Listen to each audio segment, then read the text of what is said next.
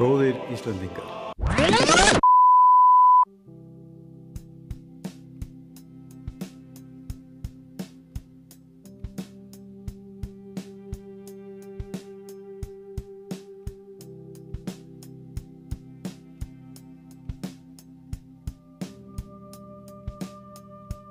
Í beinni útsendingu frá Reykjavík, hér kemur Harmageddon með Frosta Logasyni.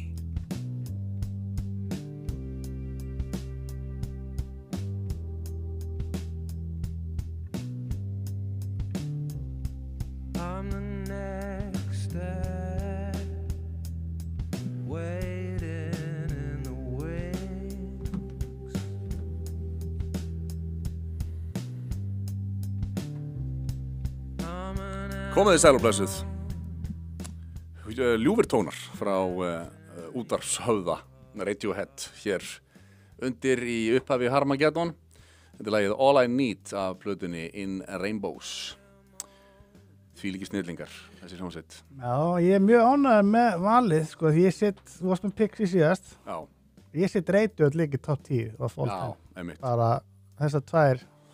Og ég, sko, það var svo gaman að, ég fílaði Radiohead alveg í tætlur bara þegar The Bends-platan kom út og svo kom OK Computer sem að mér fannst, góð en ekki alveg góð eins og The Bends og svo einhvern veginn fannst mér þetta allt vera bara downhill eftir það, en nokkrum árum síðar og uppgötaði ég þær plötur sem wow. Svakalegar. Já.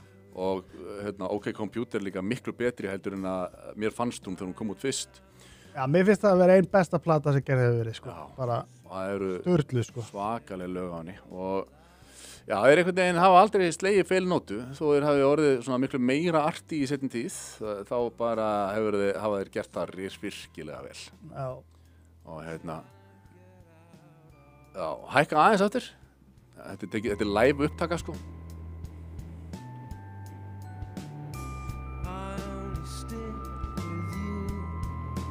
Þetta er úr upptökunni The Basement sem var svona upptöku session og heyra viðlagið, kemur ekki núna.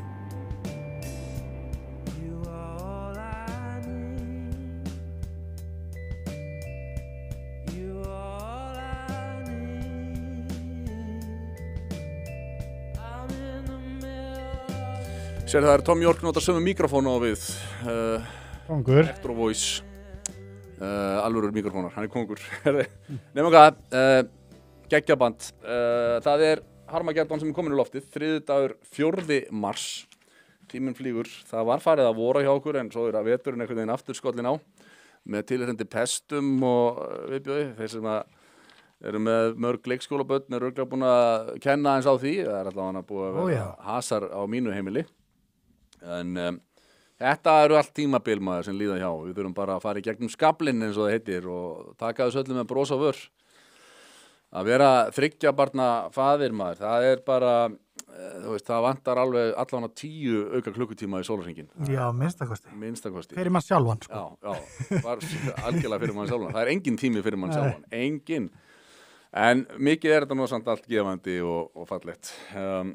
Það er margt að tala í þættinum í dag auðvitað fókusinn, hann verður auðvitað svolítið á þessum Úkraínu málum sem að sauð all svakalega upp úr á fundi í Hvíta húsinu á föstudaginn og það er svo stórmerkilegt að fylgjast með þetta tiltekna fréttamál er að enn og aftur erum við að fara að sjá sko í beinni útsendingu lestarslys í slow motion og sjáum það affjúpast enn og aftur hversu svakalega hlutdrægir stóru fjölmiðlarnir eru og í raun og veru birtist okkur þessi massífa propaganda áróðursvél sem að menn eins og sálfræðingurinn Mattias Desmet hefur skrifað mjög ítarlega þegar ég var að alast upp þá hélt ég að sko orðið propaganda og áróður væru bara svona eitthvað sem heyrði liðinni tíð sko, tilheyri liðinni tíð og þá er oft sko googlar propaganda eitthvað þá kom upp svona gömul nasista plakut og það talaði hvernig nasistarnir beittu propaganda og ég held bara að þetta hefði verið sko arfur liðina tíðar sko. En upp úr COVID og svona þá opnuðust augum hans og það er alltaf að koma betur og betur í ljós hversu massífur, og Mattias Desmet opnaði líka augum mín og sagði mér hérna í þessu viðtali sem ég tók við hann 2 viðtöl hérna á broadcast og fer hann yfir þetta, hvernig það heiminum stjórnað með áróðri, propaganda og það eru ákveðin öfl, það eru stærstu peningaöflin, það eru peningar sem að við getum ekki, við náum ekki utanum að hugsa hversu stórar upphæðir eru þar að tefla, sem að eru sem sagt keyrðar áfram í gegnum aðalega vopnaiðnaðinn, það er að segja military industry komplexið og lyfjaiðnaðinn. Þetta eru svona stærstu ásatnir í þessu og þetta eru öfl sem að gjörsamlega stjórna fjölmiðlum. Það er þaðan sem að upprættan kemur að því þú getur séð vídeo á netinu þar sem er búið að taka saman kannski 100 mismunandi keiblstöðvar í Bandaríkjunum þar sem að fréttaþulirnir að segja nákvæmlega sömu línurnar. Það er búið að kokka þetta onni og dreifa þessu á 100 keiblstöðva og það hefur komið í ljós á þetta, Reuters, AP, Associated Press, þessi stóru miðlar eins og New York Times og Washington Post sem að íslenskir fjölmiðlar eins og RÚV og MBL og svona taka sem heilagri kú. Þeir eru undir þessari sömu propagandavél. Þannig að við sjáum að sko 90% almennings, allavega 90%, tekur upp sko skoðun sem að þeir halda að þeir eigi að hafa, af því að þeim sagt það í fjölmiðlunum að þú átt að hafa þessa skoðun. Það er auðvitað í mannlegu eðli að það er svona ákveðin fælni við það að mynda sér sjálfstæða skoðun og það er mjög hentugt að bara geta tekið hana bara upp úr fjölmiðlunum sem þú treystir. Og úr því verður eitthvað það argasta bull sem að ég hef á ævi minni séð og það er alltaf hrikalegt þegar stjórnmálamennirnir okkar, kjörnir fulltrúar sem eru á góðum launum ger ekki betur en það að lepja bara upp nákvæmlega þetta og mynda sér síðan stefnur og pólitískar stefnur sem að eru sko bara keyrðar áfram af þessari propagandavél sem að hergagnaðiðnaðurinn til dæmis rekur. Og þetta hefur verið að afhjúpast núna all svakalega á síðustu 3 dögum.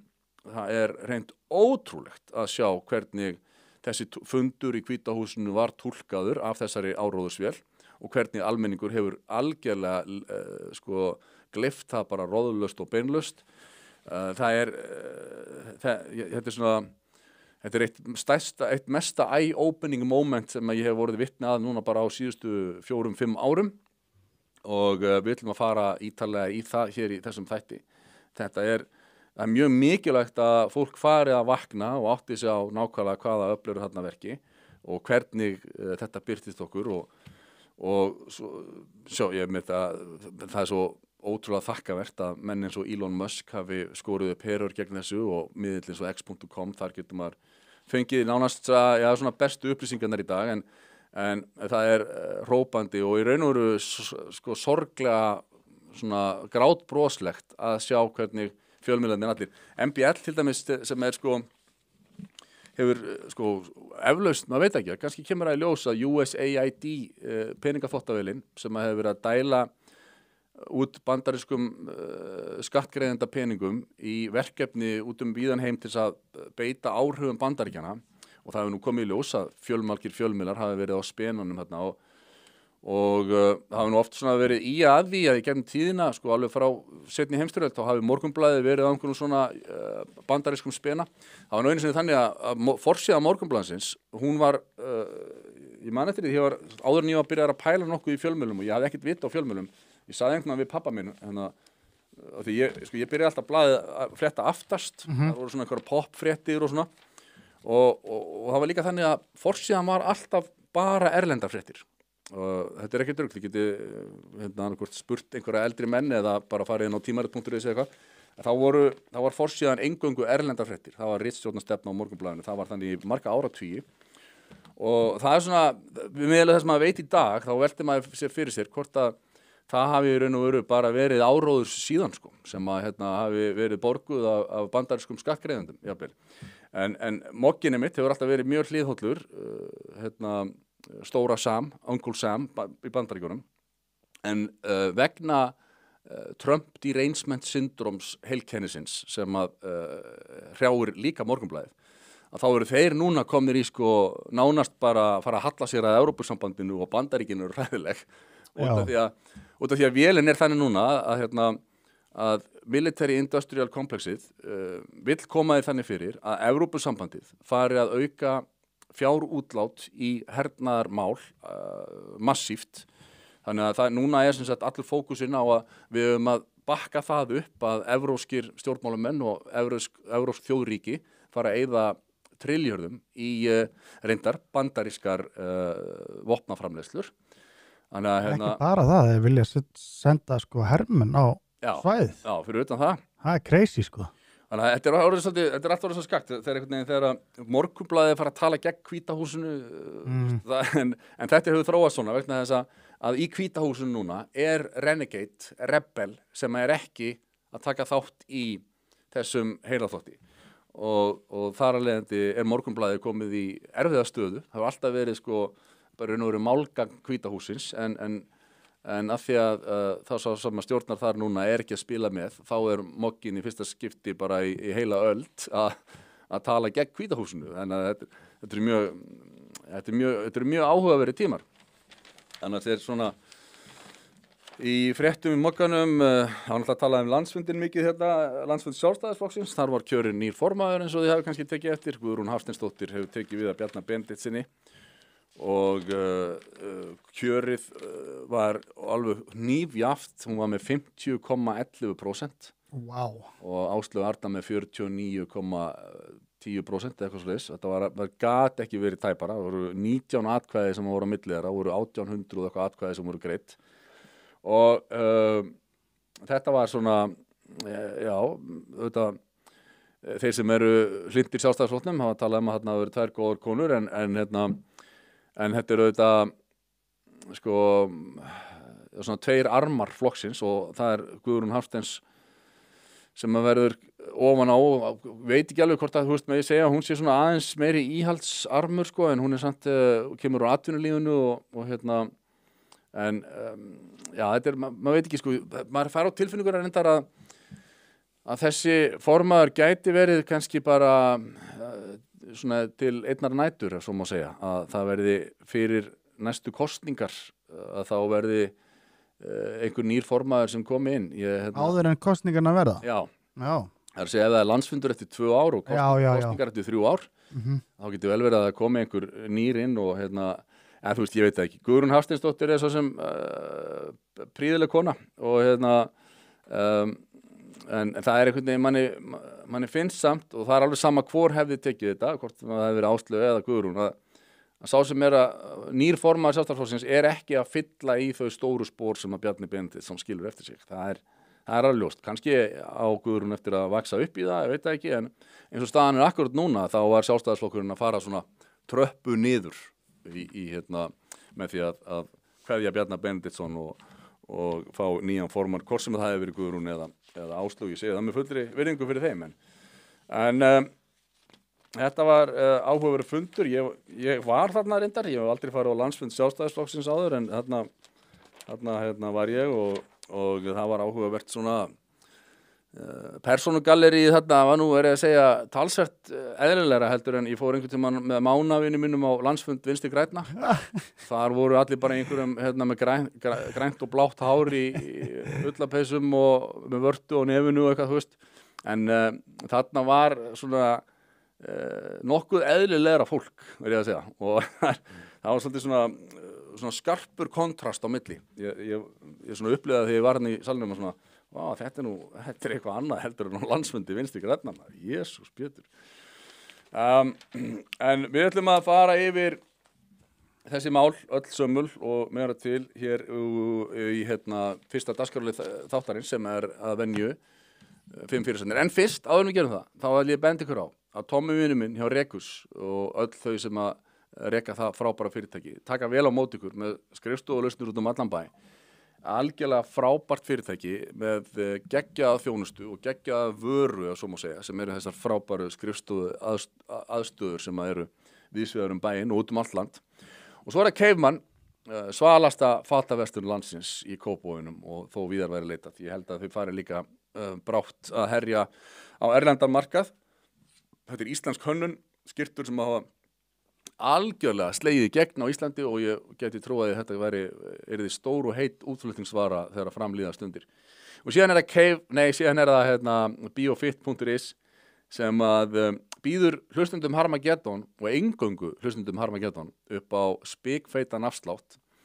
Það þannig, ég hef sagt það hérna áður, ef þið notið afsláttarkóðan Harmageddon inn á biofit.is þá það að fá vörurnar á kostnaðarverði og biofit færi eiginlega ekkert í vasan. Þeir eiginlega tapa á því að þú kaupir með Harmageddon afslættinum. Ekki segja neinum frá þessu, þetta bara fyrir áskrifundur Harmageddon og þarna eru bestu fæðubótarefni í alvöru talað sem þú færð á markaðunum. Ég ekki bara að segja til að segja að það þannig. Þetta eru fáránlega góða vörur og við mælum sérstaklega með nýju vörunum frá Dens sem eru með beef testicles, beef organs, beef heart, beef liver sem alltaf mjög gott fyrir kallmennskuna.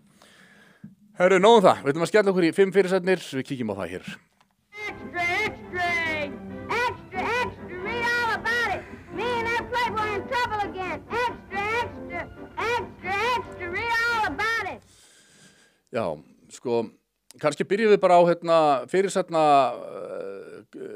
rununni allri. Ég hef alltaf ótrúlega marga fyrirsættir en ég klippti bara út nokkrar og þetta sko, við getum bara skrolla svona skammar Zelenski óspart áfram, Trump gerir hlé á hernaðaraðstoð Úkraínu, ætluðu að láta Zelenski ganga á dyr, eins og Trump hafi einsett sér að niðurlæga Zelenski, Trump vísar Zelenski á dyr, blaðamannafundi aflýst, fór hörðum höndum Zelenski, neita bandarískum skipum olíu, þetta eitthvað olíufyrirtæki sem ætlar að mótmæla Bandaríkjunum og þetta framkomið þeirra á gagnvart Zelenski í Hvíta húsinu síðastliðinn föstudag.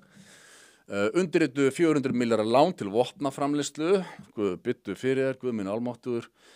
Kristrún sagði við munum ekki hætta að styðja ykkur. Vertu sterkur, vertu hugrakkur, vertu óttalaus, sagði ESB við Zelenski. Vísbendingum að Donald Trump hliðhollari Rússum. Staðan sé betri daginn í fyrradag, þarna var Þorgerður Katrín, við förum betri þá eftir hvað hún var að tjá sig þarna. Vill flýta þjóðaratkvæðagreiðslu aðild að ESB, já, hvað viti menn, halló, kannski Reynda góða fréttir að Dagur sé að segja þetta. Það er fólk að sjá hvað þetta heimskuleg hugmynd, skilur við. Já, og jafnvel kannski að Kristrún hlusta ekkert á hann, ekki, en sjáum til. Staðan snúnar eftir fyrirsátur í Hvíta húsinu. Þau eru búin að mála upp samsæriskenningum að þetta hefði verið planað að sitja fyrir honum. Já. Og Bandaríkin séu ekki raunverulegir málsvarar frelsis. Þetta rosalega bæjast allt saman. Þetta rosalega hlutar. Áður óséð hegðun Bandaríkjamanna gagnvart vina þjóðum. Hræðilegt, alveg hreint. Zelenski mætti viðtali á Fox, ítrekkaði þakklæti sitt til Bandaríkjanna. Hann góði gæinn, fjölmiðlarnir leggja mikla áherslu á að hann sé góði gæinn, takk eftir því. Og viðbröð Evrópu, í dag var það ljóst að hinn frjálsi heimur þarf nýjan leiðtoga. Þið sjáðu, sko, bæjasinn samkomulega milli, bara bæjasinn þannig, hlutregnin þannig að það allir fjölmiðlarnir bara á því að tekna upp, sko, að Zelenski sé yndislegur góður maður sem hafi lent þarna í hræðilega ósangjörnum Donald Trump og þetta séu hryllilegi menn hann í Bandaríkjunum. Meira, samkomulag milli Úkraínu og Bandaríkjanna í Höfn, þetta sem sagt þetta er 2050 febrúar, þetta er fyrir fundin, athugið það. Við gefumst ekki upp og ykkur Úkraína, sagði Kristrún Frostadóttir. Utanríkisráðherra tjáði sig hitafundin í Washington, Trump heldi sér yfir Zelenski í Hvíta húsinu. Meira, komið. Og svona, fáðu bara tilfinninguna, sko, þú veist, ef þú ert íslenskur fjölmiðlaleitandi þá kemst ekki hjá því að upplifa að þetta hafi verið hræðilega ósangjant allt hjá Donald Trump og J.D. Vance í Oval Office í Hvíta húsinu.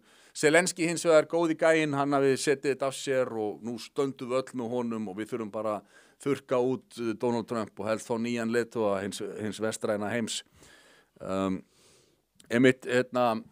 Fyrirsögnin sem við sáum áðan ætluðu að láta Zelenski ganga á dyr. Þarna kemur þessi samsæriskenning að fundurinn hafi verið planaður með þeim hætti að þeir hafi ætlað að láta þetta sjóða upp úr og að Zelenski myndi ganga á dyr. Maður er hálf orðlaus, þetta er í takt við það hvernig Trump hefur komið fram með hina og þessa en það er auðvitað að hann lítur ekki á Zelenski sem jafningja heldur eitthvað sem honum undirsetur og telur sig þannig þess boðin að geta skipa honum fyrir. Nota bene, Bandaríkin hafa sett langmest allra þjóða í þennan stríðsrekstur Zelenskís og eins og Trump sagði, I've empowered you to make you a tough guy, but you're not a tough guy without me, sem alveg satt, sko. Og hún segir að einhverju leyti fannst manni kannski að ætlunin hafi verið að láta Zelenskí ganga á dyr og sína þannig fram á að hann sé ekki marktakur viðsamindi heldur dindóttur, segir Silja Bára. Telur hún að ef einhver lógíka hafi verið á bakvið atburðarás fundarins hjá Trump og hans fólki hafi ætlunin verið að sína fram á að Zelenskí væri of stoltur og hrokafullur til að láta bjóða sér framkomuna. Ef forsetinn úkraínski gengi á dyr væri Trump þá búin að sína fram á eini rökhyggni viðsemyndan í átökunum væri Vladimir Putin og þannig gæti Trump réttlætt að ræða við Putin án Zelenskí. Það virkaði þó ekki og Donald Trump þurfti sjálfur að vísa Zelenskí á dyr. Hann gerði það raun og ekki, sko, þó að það er einhverja fyrirsendur það. Það var ekkert sem kom fram á fjölmiðlafundinum, hann hafði vísað honum á dyr, en hann sleit fundinum, hann gerði það.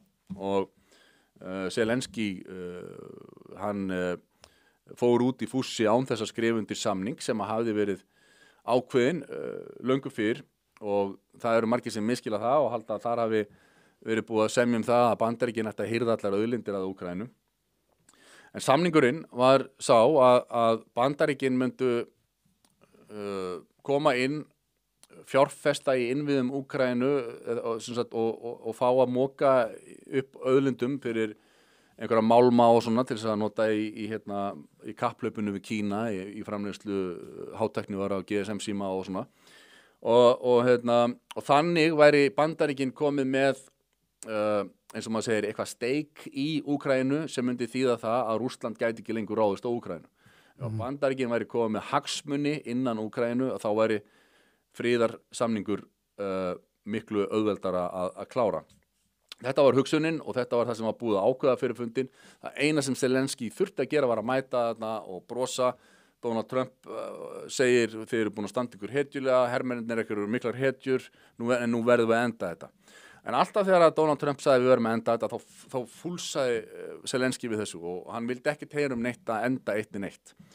Og það er einmitt, ég horfði á gott vídeo, man ekki hvað hann heitir, maður sem að greindi líkamstjáningu þeirra, Zelenskí og Trumps á fundinum og það var einmitt ein ágætt kona sem ég þekki sem að hún hafði sagt við mig, sko, þetta er ömuleg framkoma hjá Trump og vans við Zelenskí, vola voruð dónalegi við hann og ég sagði, nei, voru að skoða þetta betur og sólarhring síðar þá sendur hún mér þetta myndband og segir, herru, ég er búin að sjá þetta núna, þetta er ömuleg framkoma hjá Zelenskí. Já.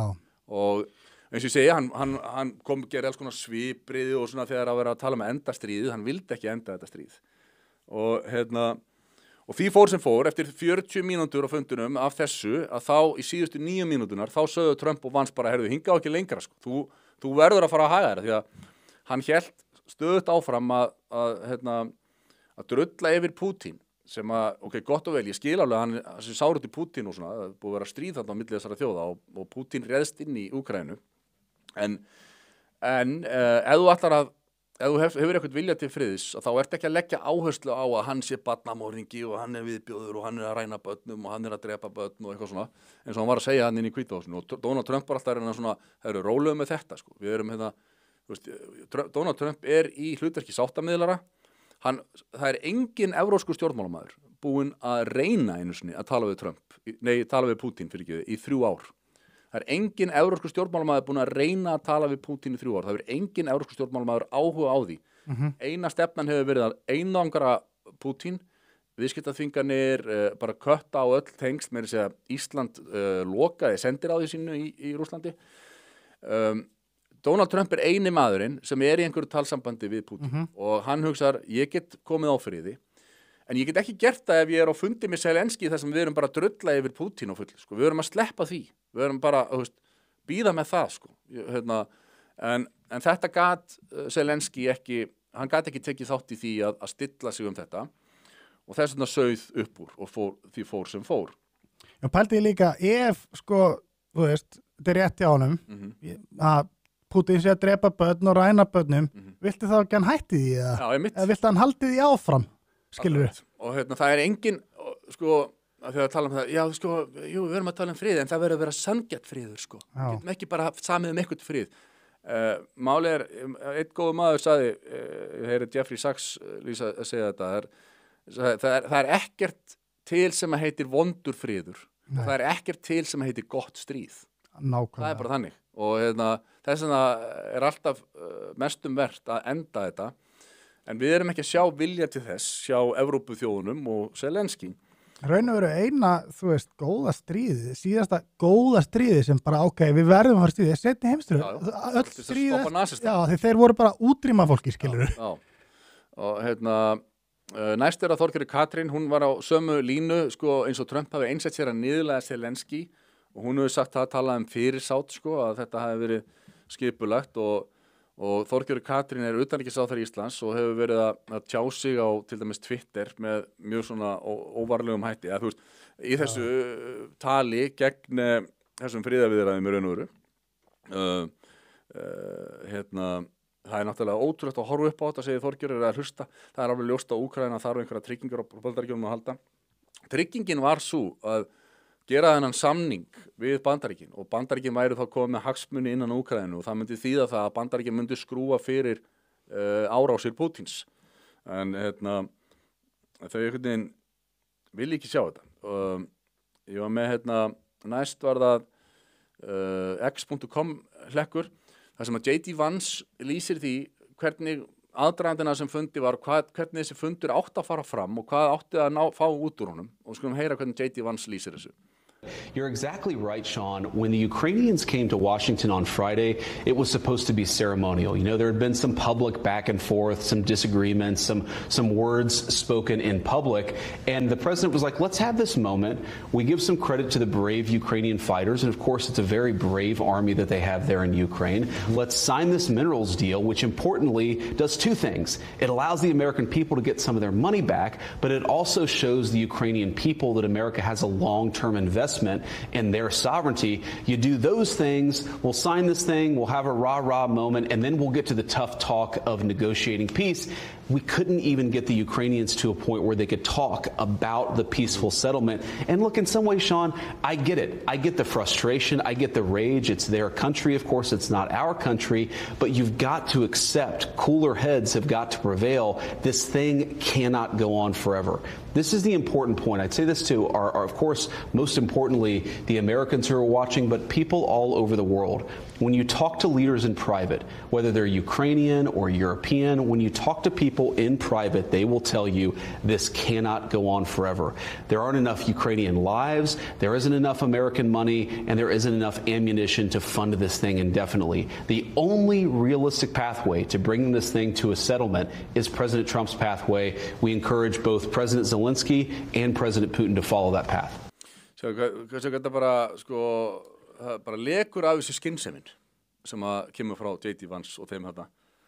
Allt hitt sem að okkar leiðtogar, Þorgerður og Kristrún og evrópski leiðtogar að segja er bara assured destruction, eins og það heitir á slæmri íslensku. Já, og líka, Þorgerður sér þetta bara gulli tækifæri til að trekka okkur bara ESB. Það getur nota þetta, ógeðslegt dæmi, Já, og býtum við.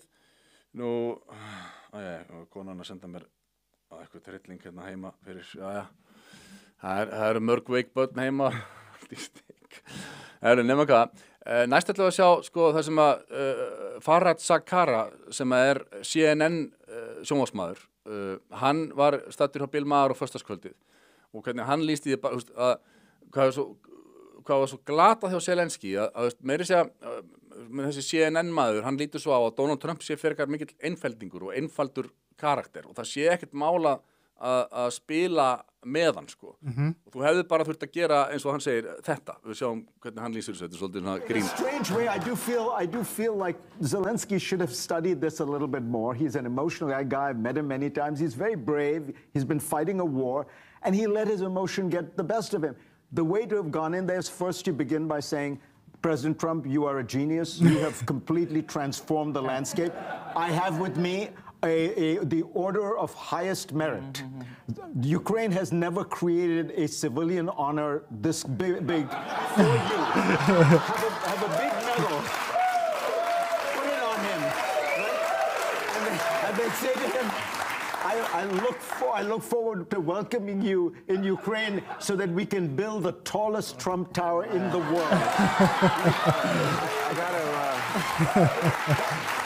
That would have saved Ukraine's ass. Já, alveg talað, þetta var rétt hjá honum, ef hann bara hefði komið þessu attitúti, það hefði bara helgina hefði allt orðið betra, sko. Bara fýta ego þess aðeins og... Auðvitað, ok. En með þessi kókainstruppur í Kýf bara... Ég skil ekki hvað fólk heldur hann sé... Bara næði ekki. Hérna næst ég með AI, gervigrindar myndband, sem að sko segir í raun og veru hvað fór þarna fram án þess að það hafi verið sagt. Þetta er svona fundurinn eins og það sem raunverulega var að gerast án þess að það hafi verið sagt með berum orðum. Við skulum heyra þetta. That was yours. We thought that baggie belonged to Hunter. You know, I think the Secret Service probably still has it somewhere. I have been stealing the money. I'm sorry. Þetta er ógott. Fyrsta setningi var átti þú pókan? Við heldum að Hunter Biden þetta. En CIA örugglega með krakkpókin sko. Spóla tilbaka og sjáum þetta aftur. Þetta var ógott. Ég var ekki búin að taka til þessari blá byrjun sko. That was yours. We thought that baggie belonged to Hunter. You know, I think the Secret Service probably still has it somewhere. I have been stealing the money. I'm sorry, what's that now? I must to speak honestly. I steal many of USA dollars to Ukraine. Millions. Some dollars for some oligarchs also. Some for American bureaucrats also. Well, we know that, but why are you telling me this? Because, Mr. Trump, if you end war, we cannot steal any more money. We must continue war. No, the war must end. Your people are dying, Zelensky. They're dying. But I want to steal more money. What do you want? Fellatio? I can do it. No, I don't want fellatio. No. Are you sure? I did for Biden. Okay, that is what we call oversharing. Look, there's nothing you have that I want. You're not going to convince me to keep this war going. You don't have the cards. I not play cards. No, I know you're not literally playing cards. It's a metaphor. It's like I'm playing 4D chess and you're playing checkers. No, I not play checkers. There is no checkerboard, you see. Okay, let's try this. I am in the driver's seat, okay? Do you understand that expression? No, but we are not in car. No, you're right. We're not in a car. That's true. Listen, Mr. Trump, I am actor/comedian. I crave attention. Since the start of war, I get worshipped by presidents. I'm worshipped by Hollywood. If war ends, no more attention, no more worship. With all due respect, Mr. Trump, this war must last forever. I tell you what, if you agree to end this war, we will do a remake of Friends, and you can play Ukrainian Chandler Bing. How does that sound? Oh, I love the Friends. This is favorite show of me. I am such a Monica. Fantastic. Okay, so let's sign the thing, and then I'll go show you the room where Bill Clinton and Monica Lewinsky did it. Oh yes, this is funny because I just say I'm such a Monica. Maybe we will go in a room and you can be Bill Clinton and I will be Monica. Yes? You know what? Forget the room. Let's just sign the document. Does anyone have a pen? Phil? Where's Phil? I need a pen. Somebody give me a damn pen. Já, þetta var eitthvað gott grín svona í þessu samhengi öllu saman. Þetta sko spillingin sem að Biden-stjórnin kom á þarna í Úkraínu grasserandi og það líka að koma í ljós í gegnum USAID hneykslið allt saman. En í stuttum máli þá mikill sannleikur í þessu AI-myndbandi. Þannig að hann hefur gengist upp í því að vera einhvers konar alheimshetja og hann náttúrulega klárlega, ég meina, hvað voru nokkra vikur inn í stríði þegar það var ákveðið að semja frið og þeir voru búin að ganga að friði sko, bæði Úkraínumenn og Rússar voru að fara að hittast í Tyrklandi í Ankara til þess að klára það mál þegar Boris Johnson var sendur sko frá Washington. Boris Johnson, breski forsætisráðherrann, kemur með skilaboð frá Washington og fer á fund með Zelensky. Ég meina, sko, að það hafi ekki verið sko, það enginn að segja mér það að Zelensky hafi ekki fengið bara fúlar eða sko feitar greiðslur fyrir fúlgur fjár fyrir að halda þessu áfram og það virðist vera algjörlega honum til hagsbóta að halda þessu stríði áfram. En næsta fyrirsögn var Starmer segir tíma til aðgerða komin og þetta var sko eftir þennan fund og þetta var í raun og veru áframhald á hryllingnum að þegar að þessi fundur sem átti að vera upphafið af langþráðum frið í Úkraínu fór út þúfur, að þá fór Starmer að berja sér á brjóst og kalla alla leiðtoga til sín og nú ætlum við að herja á þetta og gera þetta af krafti og lofuðu sem sagt Zelenski 100 milljarða til vopnakaupa og þeir lofuðu meira sér að Zelenski þyrfti ekki að borga þetta sjálfur, þeir myndu bara taka þetta af frystum eignum Rússa til þess að grafa enn frekar undan því að það væri hægt að tala við Putin. Já. Minn ykkur á að við vorum að tala það að Donald Trump var hérna í þessari stöðu, hann segir ég er með Putin á hinni línunni, ég er með Zelenski hérna, ég ætla bara að sætta þetta mál, Zelenski gat ekki setja á sér, hann var að drulla við Putin, svo kemur þetta, já við tökum bara gjaldeyri í sjóðun og kaupum meiri vopn fyrir Úkraínu og þannig að þú veist, maður sér bara einhvern veginn lestarslýsið keyra í slow motion inn í hennan hrylling. Það var áhugavert að sjá sko, ég fór yfir þessa frétt og það var svo mikið að sko svona staðreinda villum í þessu. Sérstaklega sko, við sjáum, ég gríp þetta niður bara í þessi blaðamaður, hann lýsir því að Trump hafi kallað Zelenski einræðisherra og svo síðanemdi hafi brugðist við með því að segjast tilbúin að stíga til hliðar sem forseti gegn því að samið yrði frið. Þetta var ekki þannig. Hann sagði alls ekki samið frið. Hann sagði, ég skal stíga til hliðar ef við fáum inngöngu í NATO. Já, það var það sem hann sagði. Og það sagði það alveg skýrt og blaðamaður Vísis sem að skrifa þessa frétt, það er með hreinum ólíkindum að hann hafi einhvern veginn náð að snúa þessu við að hann hafi verið að tala frið. Ástæðan fyrir þessu stríði er sem sagt útþensla NATO til austurs og það að Úkraína fá að fara inn í NATO er enga veginn að tryggja frið, heldur miklu frekar að verða vísir að þriðju heimsstyrjöldinni með kjarnorkuvopnum og öllu tilheyrandi. Daginn eftir gaf Donald Trump forseti Bandaríkjanna í skyn að Úkraínumenn gætu sjálfur sér kennt að Rússar hefur ráðist inn í Úkraínu. Þetta kalla blaðamenn Vísis hafa ítrekað kallað þetta legar, en fyrir þessu má sko sannarlega færa rök að sko bæði Úkraína og Bandaríkin geti sjálfur sér kennt. Það er að segja stjórnir sem voru undan Donald Trump, þær hafa trommað Úkraínu upp í þetta stríð og það hefði mátt, við förum yfir það hér á eftir, það hefði mátt semja þetta miklu fyrr, það hefði mátt enda stríði fyrir þá hefði mátt komið vekk fyrir stríðið, það er alveg augljóst og ég ætla að útskýra það betur hér á eftir. Við sáum hérna annar vísisfrétt meira af í raun og veru legum blaðamanna á Vísi, ég vil bara segja það hreint út sko, samkomulag milli Úkraínu og Bandaríkjanna í Höfn, þarna hefur verið að tala þennan samning sem var búið að samþykja og átti bara eftir að skrifa undir í Oval Office og það er talað hérna reyndan að Financial Times segja samkomulagið mun hagstæðara en upprunalega stóð til og þetta geti bætt samskipti ríkjanna og allt það. Og hérna kemur aftur, Trump brást reiður við þegar Volodymyr Zelenski forseti Úkraínu neitaði að skrifa undir samkomulagið og byrjaði að kalla Zelenski einræðisherra og ljúga því að Úkraína og Bandaríkin beri ábyrgð á innrás Rússa. Og ljúga því að Úkraína og Bandaríkin beri ábyrgð á innrás Rússa. Þetta er það sem ég var að segja á hann. Ef blaðamaðurinn sem hann hefur mikinn áhuga á svona alþjóðamálum, maður tekið því, hann er svona að reyna að sérhæfa sig í því, en ef hann myndi kynna sér aðdraganda þessa stríðs, að þá er það svo algjörlega augljóst að það er utanríkisstefna Bandaríkjanna og þáttaka Úkraínu í henni sem að geri það verkum að þetta stríð fer af stað. En stríðið hófst ekki í febrúar 2022, það er alls ekki þannig.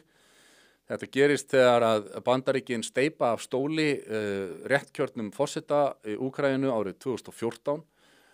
Þá var Rússum mjög brugðið eftir að hafa sko margítrekað að þetta veri rauðlína Úkraína, það mætti ekki, þeir myndi ekki samþykkja það að þeir kæmu þetta með herstöðar, bandarískar herstöðar alveg upp að landamærum Rússlands. Þeir voru sem sagt búin að mótmæla 2004 þegar að ein stækkun NATO gekk í garð og aftur 2009 þegar að öll Eystrasaltsríkin kom inn í þetta og síðan gerist þetta 2014 og þá segja Rússar hinga ekki lengra og þeir voru búin að leigja hafnarmannvirki niður á Krímskaga til 2052 eða eitthvað. Það hefði ekkert annað í huga heldur en bara að leigja það og verið í samstarfi við Úkraínu. En þegar að Bandaríkin steypa af stóli réttkjörnum forseta þarna 2014 þá segir þeir hingað ekki lengra við verðum að taka Krímskaga. Og upp úr því hefst sem sagt styrjöld þar sem að rússneskumælandi fólk í austurhéruðum Úkraínu var að mótmæla því að þeir fengu ekki að tala tungumál sitt. Tungumálið það var bannað í menntastofnunum og alls staðar í austurhéruðum Úkraínu. Og úr þessu verður sem sagt borgarastyrjöld sem að á sér stað þarna í austurhéruðunum frá 2014 með miklu mannfalli og miklum hörmungum þar sem að hægri öfgasveitir Zelenski eru að ráðast gegn rússneskum og þú veist, klálega var Pútín þar að planta fólki inn skæruliðum sem að börðust með rússunum þar. En það stríði sem að geisar þarna í mörg ár og þegar að Pútín fer síðan með rússneska herinn yfir landamærin í febrúar 2022 þá var það eingöngu stigmögnun á því stríði. Þannig að ef þú vilt færi rótin á þessu þá er það þannig að Úkraína og Bandaríkin bera ábyrgð á því að Rússar fara á endanum og nota bene, Rússar réðust inn í febrúar 2022. Í desember 2021 þá bauð Pútín samning sem að þeir fúlsuðu við, þú veist, og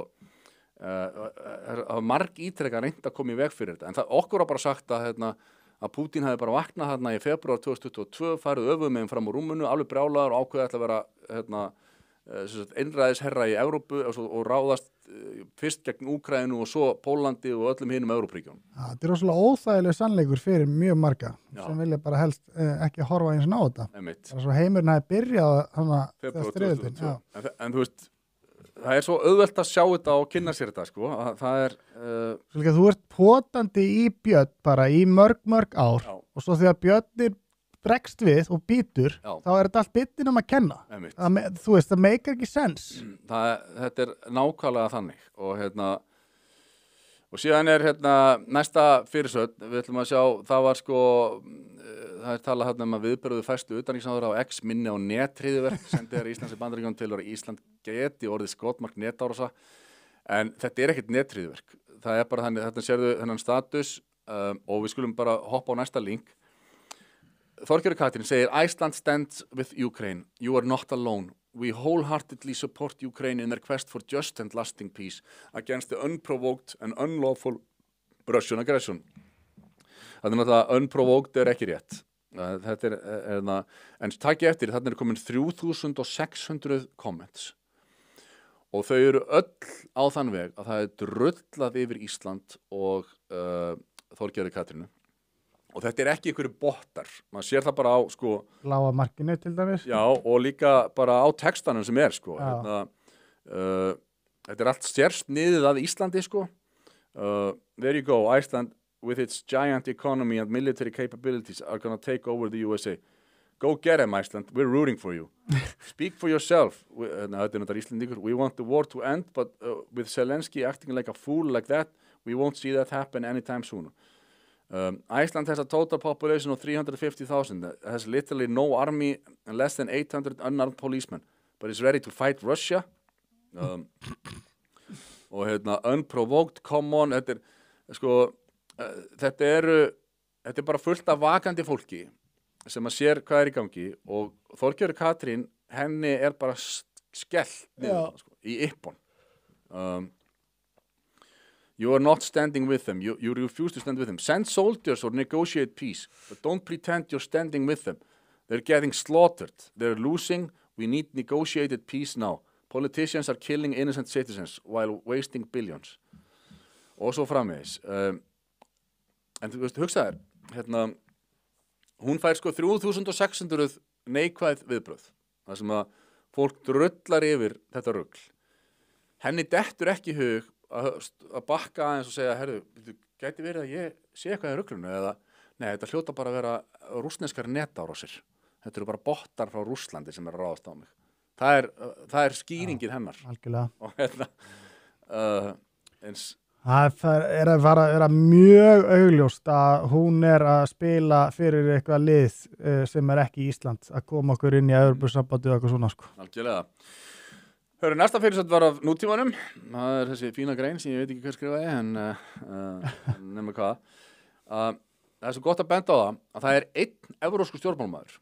Þeir eru enda fleiri, sko, en áberandi hérna frá sjónarhorni Íslands, þá er einn evrósku stjórnmálamaður og hann er íslenskur, reyndar retired, Ólafur Ragnar Grímsson, sem að talar af skynsemi í þessum máli.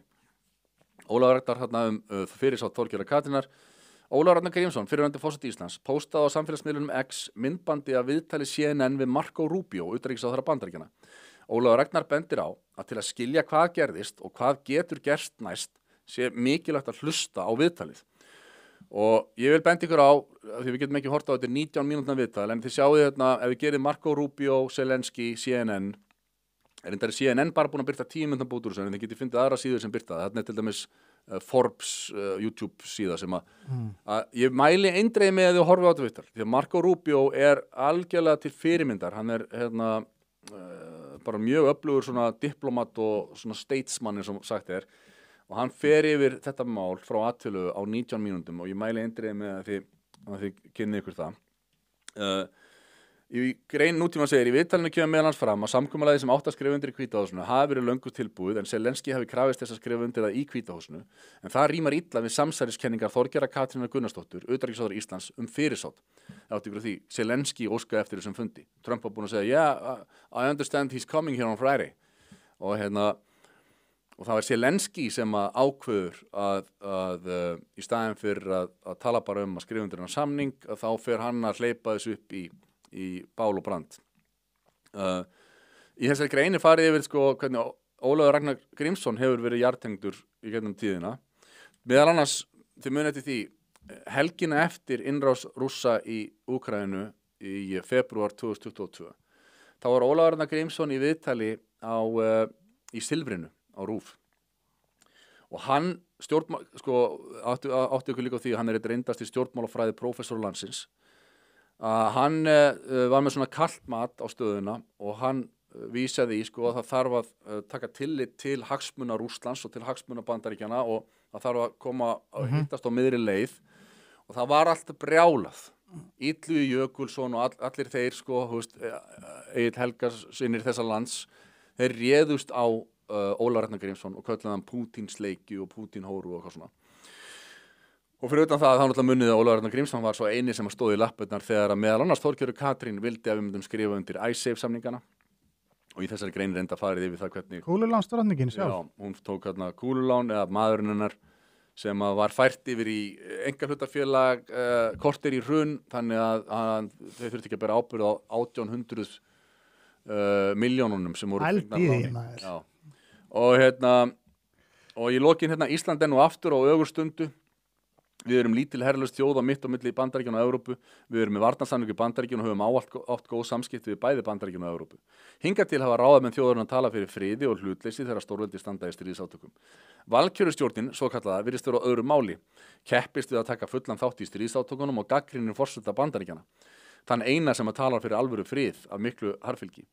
Erfitt er að sjá að hagsmunum Íslendinga sé best borgið með þessari háttsemi. Væri ekki nær að tala fyrir friði og rækta vinsamlega samskipti við vinaþjóðir sem hafa reynst okkur vel. Spyr nútíminn. Jú, ég held það. Og næsta fyrirsögn, það er reyndar, við ætlum að fara aðeins út úr þessu varðataka bara þetta er ekki tengt þessari deilu Úkraínu, Rússlands og Bandaríkjanna. Þetta er bara úr íslensku samfélagi. Aron, Gústi B. og Þorgrímur kallaðir á fund forseta.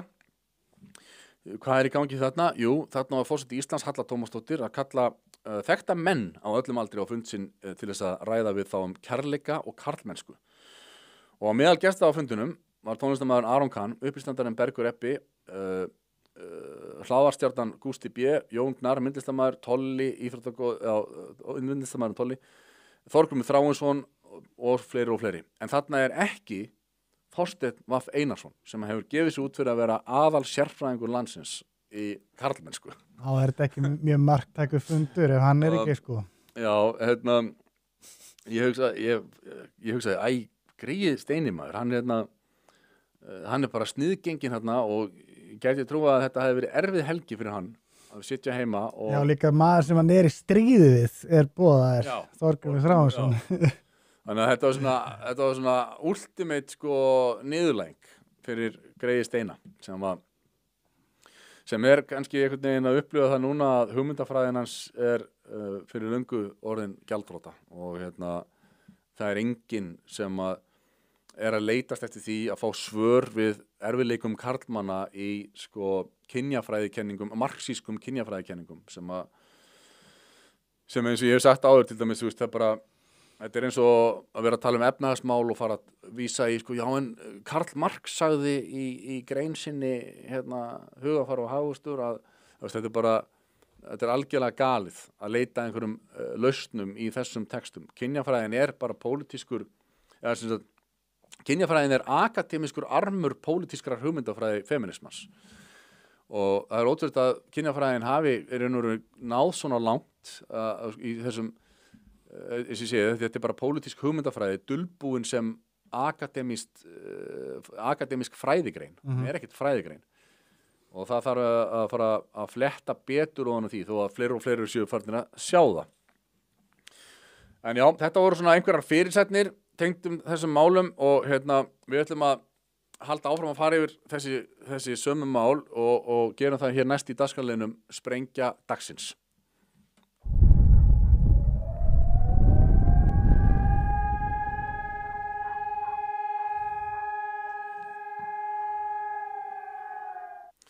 Sko, ég ætla næst að útskýra fyrir ykkur það sem ég að meina þegar ég tala að stríðið hafi ekki hafist 22. febrúar í 2022 og ég fann ágætis svona yfirferð einhvers staðar á x.com sem að ég fekk ChatGPT til að þýða bara fyrir mig og þannig að textin ekki fullkomin þetta ekki fullkomin íslenska, ég ætla að hlaupa yfir þetta og þarna þetta í tímalínu og mikilvæga dagsetningar sem koma þarna fram og þetta raunverulega sama og það sem Jeffrey Sachs ég baði ykkur að horfa á ræðu Jeffrey Sachs sem rosalega mikilvæg en hérna hlaupið yfir þetta með svona íslenskri yfirferð og þetta mikilvægt til þess að átta sig á og þetta það sem að Þorgerður Katrín og þau ættu að vita ef þau vilja frið í fyrsta lagi þá verður að tala við Pútín og í öðru lagi þá þarf að vera á hreinu þetta hvar þetta súrnaði þetta súrnaði ekki bara í febrúar 2022 þegar Pútín fór yfir landamærin til Úkraínu þetta hafði súrnað löngu áður og ef þið viljið sko fá frið þá þurfum að spóla tilbaka allavega til ásins 2014 jafnvel fyrr, það má líka fara til 2009 og 2004 en þau þurfum allavega að fara til 2014 og segja við Pútín herru, við skulum leiðrétta eitthvað núna og förum tilbaka og lögum það sem að fór úrskíðis. Segja nefnilega, Vladimir Pútín vaknaði ekki þann 24. febrúar 2022 og ákvað að ég held ég muni ráðast inn í austurhluta Úkraínu í dag. Frekar en að herferð Bandaríkjanna til að stækka NATO inn í Úkraínu hafi verið skyndiákvörðun. Skjöl bandaríska utanríkisráðuneytisins sýna að framtíð aðildar Úkraínu var rædd strax árið 1994. Sko í febrúar 1990 gerði Mikhail Gorbachev síðasti leiðtogi Sovétríkjanna munnlegan samning við Vesturveldin sem skilyrði fyrir sameiningu Þýskalands að Vestur-Þýskaland fekk að sameinast Austur-Þýskalandi að það var skilyrðið að NATO myndi ekki breiða úr sér til austurs og bandaríski utanríkisráðherrann James Baker lofaði Gorbachev því að NATO myndi ekki færast eina tommu austur á bóginn. Jeffrey Sachs og John Mearsheimer fræðimenn hafa mikið talað þetta eins og ég segi og þeir halda því fram að á meðan á löngum samningaviðræðum sameiningu Þýskalands stóð hafi bandarískir, evrópskir og þýskir leiðtogar gefið Gorbachev skýr loforð að NATO myndi ekki stækka til austurs í framtíðinni. 1996 þá var kosningar barátta Bill Clinton í Bandaríkjunum með augun á pólsku og austur-evrópskum kjósendum í norðurhluta Illinois. Þá fór Bill Clinton í herferð þar sem hann hét því að NATO yrði stækkað til austurs. Og 1999 þá gengu Tékkland, Ungverjaland, Pólland öll inn í NATO og þetta leit Sovétríkin, Rússland liti á þetta sem ögrun og Boris Jeltsin sem að var orðin veikur leiðtogi, hann var mjög sár út í Bill Clinton vinsinn á þessum tíma fyrir að rjúfa fyrri loforð þegar Bandaríkjunum myndi ekki stækka til austurs. Nú síðan tekur Pútín við 1999 en árið 2004 þá það George Bush sem var þá forseti Bandaríkjanna sem að innlimaði eða undir hans stjórn að þá voru 7 ný lönd tekin inn í NATO. Þetta er stærsta NATO-stækkun sögunar og þarna eru næstu nágrannaríki Rússlands, Lettland, Litáen, Slóvakía, Slóvenía, Rúmenía, Búlgaría. Þetta var líka litið á sem ögrun í Rússlandi. Árið 2008 á NATO-fundi í Búkarest tilkynni George W. Bush að Úkraína og Georgía séu á skjótri leið inn í NATO. Angela Merkel, kanslari Þýskalands, sagði árið 2022 í blaðaviðtali að á þessum tíma, þannig að 2008, þá hefði hún verið viss um að Pútín myndi ekki leyfa þess að gerast og því að frá hans sjónarhorni væri þetta stríðsyfirlýsing. Þetta vissi Angela Merkel. 2008 Bill Burns, sendiherra Bandaríkjanna í Rússlandi, sendi minnisblað til Condoleezza Rice, utanríkisráðherra. Hann greindi frá því að öll rússneska stjórnmálastéttin hefði sagt honum að Úkraína væri rauðasta línan. Nei þýð nei. Niet means niet. Sagt hana. Svo það 22. febrúar 2014, þegar að vetrarólympíuleikarnir í Sochi voru að hefjast, þá blossar Maidan-byltingin upp í Kennugarði. Embættismaður í bandaríska utanríkisráðuneytinu, Victoria Nuland, hreykir sér að því að Bandaríkin hafi varið 5 milljörðum bandaríkjadala í stjórnarbyltingu í Úkraínu síðan árið 2004. Og búin að eyða í fjölmiðla, það er búið að sanna það, búið að eyða sko milljörðum dollara í fjölmiðla og áróður innan Úkraínu og í þessar byltingar. Og það voru síðan NATO-leyniskittur sem að myrtu, skutu bæði á mótmælendur og lögreglu í þessari mótmælabyltingu og sem að neyddi Viktor Janukóvits, lýðræðislega kjörinn forseta, til þess að flýja land. Og í kjölfarið jók Pútín stuðning við rússnesku mælandi aðskilnaðarsinnana í Donbass á meðan að Bandaríkin flýttu sér að vopna og þjálfa úkraínska herinn. Og meira í Donbass, hægri sinnaðir öfgamenn voru fluttir með rútum frá Kænugarði til Odessa til að ráðast þar á rússneska mótmælendur með hafnaboltakylfum og þegar mótmælendur flúðu inn í verkalýðshúsið þá var kveikt í þeirri byggingu og voru brenndir inn í lifandi 58 mótmælendur af þessum hægri sinnuðu nasistum úkraínska stjórnvalda. 2015 Pútín og Petro Poroshenko, þáverandi forseti Úkraínu, funda með François Hollande, forseta Frakklands, Angelu Merkel, kanslara Þýskalands, í Minsk og semja um vopnahlé. Þýskaland og Frakkland viðurkenndu síðar Minsk-samkomulagið þeir viðurkenndu síðar að Minsk-samkomulagið hefði verið leiktjald, ætlað til að veita Vesturlöndum tíma til að byggja upp úkraínska herinn með NATO, aðstoð NATO. Árið 2021, desember 2021, stjórn Joe Bidens hafnaði öryggistillögum Vladimir Pútins. Hann í desember 2021 býður Pútín upp einhverja tillögur til þess að tryggja frið sem hefur tryggt hlutlausa Úkraínu. Þeir segja nei takk. Við höfum líka séðan Jens Stoltenberg, framkvæmdastjóra NATO, segja frá þessu að Pútín hefði teiknað upp hennan samning þannig að hann hefði beðið að Úkraína myndi ekki fara í NATO og þeir hefði auðvitað sagt nei við því. Auðvitað sögðu við nei við því. Sem að þýðir að nokkrum vikum síðar eikur úkraínski stjórnarherinn stórskota árás sína, artilleri fire á Donbass-héraðið og rússnesk stjórnvöld átta sig á því að innrás í Donetsborg er yfirvofandi og viðurkenna sjálfstæði Donbass og Luhansk héraðana.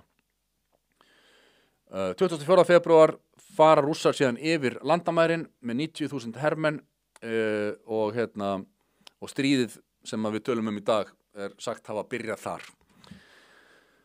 Í mars árið 2022 þá funduðu rússar og úkraínumenn í Istanbul. Úkraínski diplomatinn Oleksandr Sjalivi sagði að þeir hefðu komist mjög nálægt því að semja frið en Bandaríkjaforseti Joe Biden og Boris Johnson hvöttu Zelenský til að halda áfram að berjast. Þarna hefði getað verið samið frið á þessum tímapunkti og það hefði verið þetta forða því að allt þetta mannfall hefði orðið og þessar borgir þeim hefði verið rústað og svo framvegis. Og 3. mars 2025, núna nýlega, enn hefur enginn gefið eftir í átökunum og hætta á stórslýsi er ekki útilokuð. Við ætlum að fara yfir nokkra linka hérna. Ég ætla að leyfa ykkur að heyra fyrst Victoria Nuland sem var bandarískur diplomati og Jeffrey Piat sem var sendiherra Bandaríkjanna í Úkraínu. Þau voru tekin upp í þessu símtali og þetta textað, við skulum horfa á skjáin og hlusta á símtalið. Þetta þegar að þið voru að steypa réttkjörnum forseta Úkraínu á stóli eftir að hafa eytt 5 milljörðum bandaríkjadala síðan 2004 í að bylta þessu landi. Við skulum heyra hvernig þetta hljómar. Já. Kemur ekki neitt? Ja. Rúlla. Já. What do you think? I think we're in play. The Klitschko piece is obviously the complicated electron here, especially the announcement of him as deputy prime minister. And you've seen some of my notes on the troubles in the marriage right now. So we're trying to get a read really fast on where he is on this stuff. But I think your argument to him, which you'll need to make, I think that's the next phone call we want to set up, is exactly the one you made to Yachts. And I'm glad you sort of put him on the spot on where he fits in this scenario. And I'm very glad he said what he said in response. Good. So I don't think Klitsch should go into the government. I don't think it's necessary. I don't think it's a good idea. Yeah, I mean, I guess you think what in terms of him not going into the government, just let him sort of stay out and do his political homework and stuff.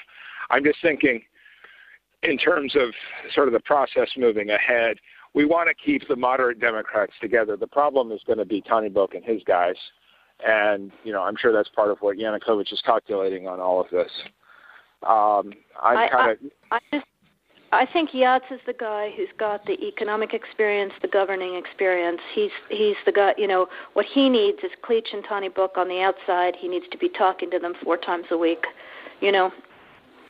I just think Klitsch going in, he's going to be at that level working for Yatsenyuk. It's just not going to work. Yeah, no, I think that's right. Okay, good. Well, do you want us to try to set up a call with him as the next step? My understanding from that call, but you tell me, was that the big three were going into their own meeting, and that Yachts was going to offer in that context a three-way, you know, the 3+1 conversation or 3+2 with you. Is that not how you understood it? No, I mean, that's what he proposed, but I think just knowing the dynamic that's been with them where Klitschko has been the top dog, he's going to take a while to show up for whatever meeting they've got, and he's probably talking to his guys at this point. So I think you reaching out directly to him helps with the personality management among the three, and it gives you also a chance to move fast on all this stuff and put us behind it before they all sit down and he explains why he doesn't like it. Okay, good. I'm happy. Why don't you reach out to him and see if he wants to talk before or after? Okay, will do. Thanks. Okay, I've now written, one more wrinkle for you, Jeff. Yeah. I can't remember if I told you this or if I only told Washington this, that when I talked to Jeff Feltman this morning, he had a new name for the UN guy, Robert Seri. Did I write you that this morning? Yeah, okay. I saw that. He's now gotten both Seri and Ban Ki-moon to agree that Seri could come in Monday or Tuesday. Okay.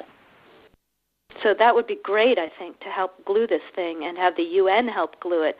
And, you know, fuck the EU. No, exactly. And I think we've got to do something to make it stick together, because you can be pretty sure that if it does start to gain altitude, the Russians will be working behind the scenes to try to torpedo it. And again, the fact that this is out there right now, I'm still trying to figure out in my mind why Yanukovych... Sjáu þetta kænugarð brenna í mótmælum og þau áttu ykkur því að það eru Bandaríkin sem að fjármagna þetta og reka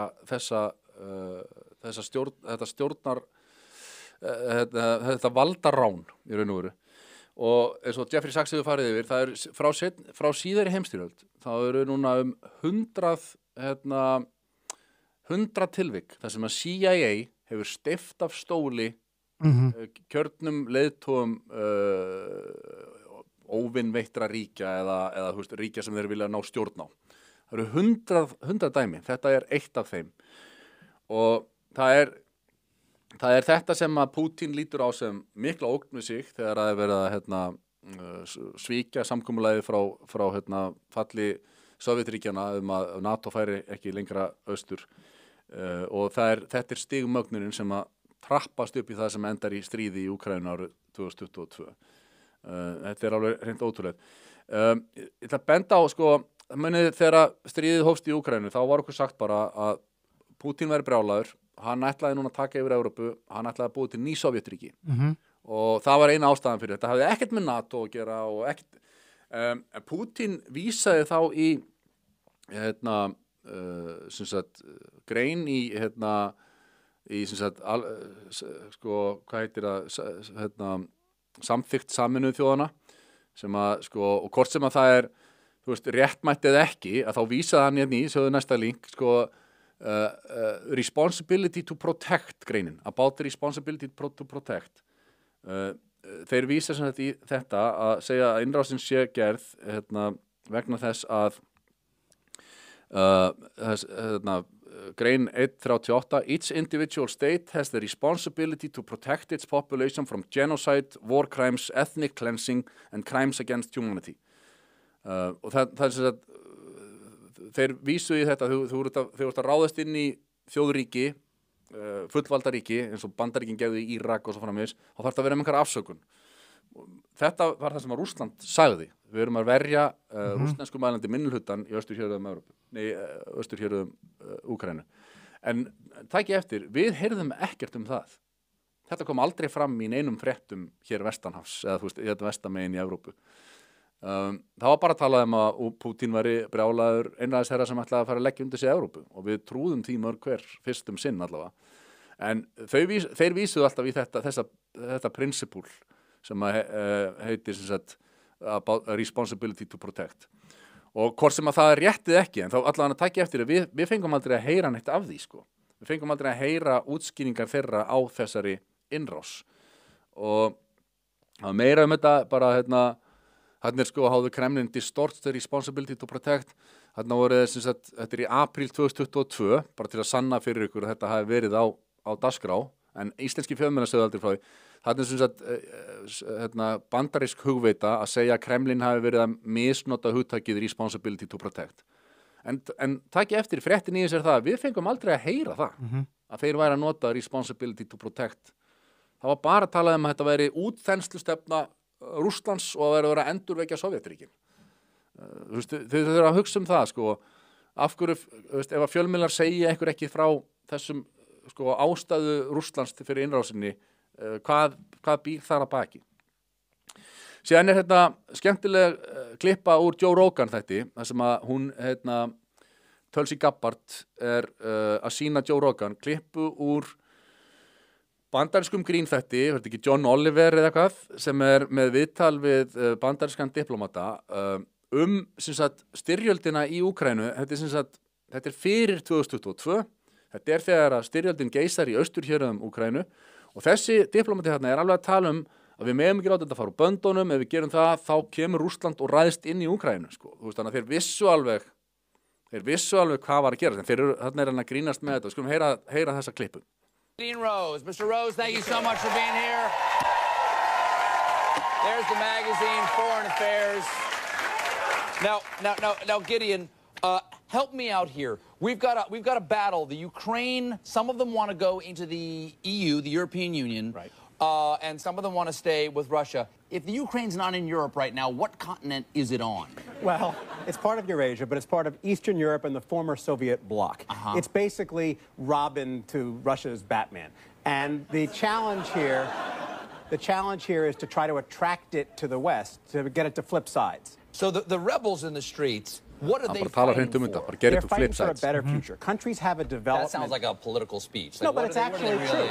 Countries have to develop over time. And Ukraine, basically, after the end of the Soviet Union, faced two tracks. It could stay a sort of stagnant, corrupt, authoritarian country tied to Russia, or it could essentially join the West. It could modernize, liberalize, become a democracy.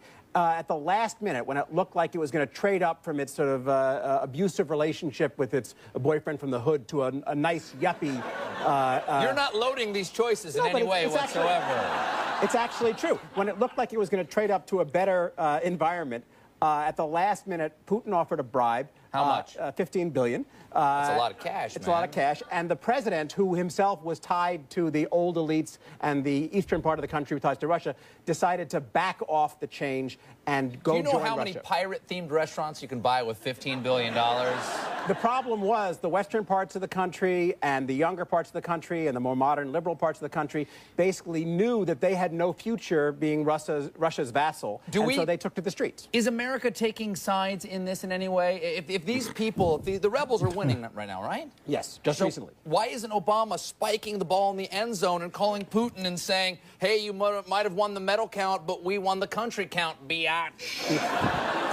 It's actually a very good question, and the answer is that we don't want Russia to intervene and kick over the table like a game of Risk and take Ukraine back. And so would they do that? Could he send in troops? Yes, he could. So we are choosing... Does Ukraine have any troops of their own? Would they fight back? Yes, but we don't want this to escalate, and we don't want Russia to crack down. So we want to basically distract Russia. Oh, look, you have the highest medal count. Oh, you did really well.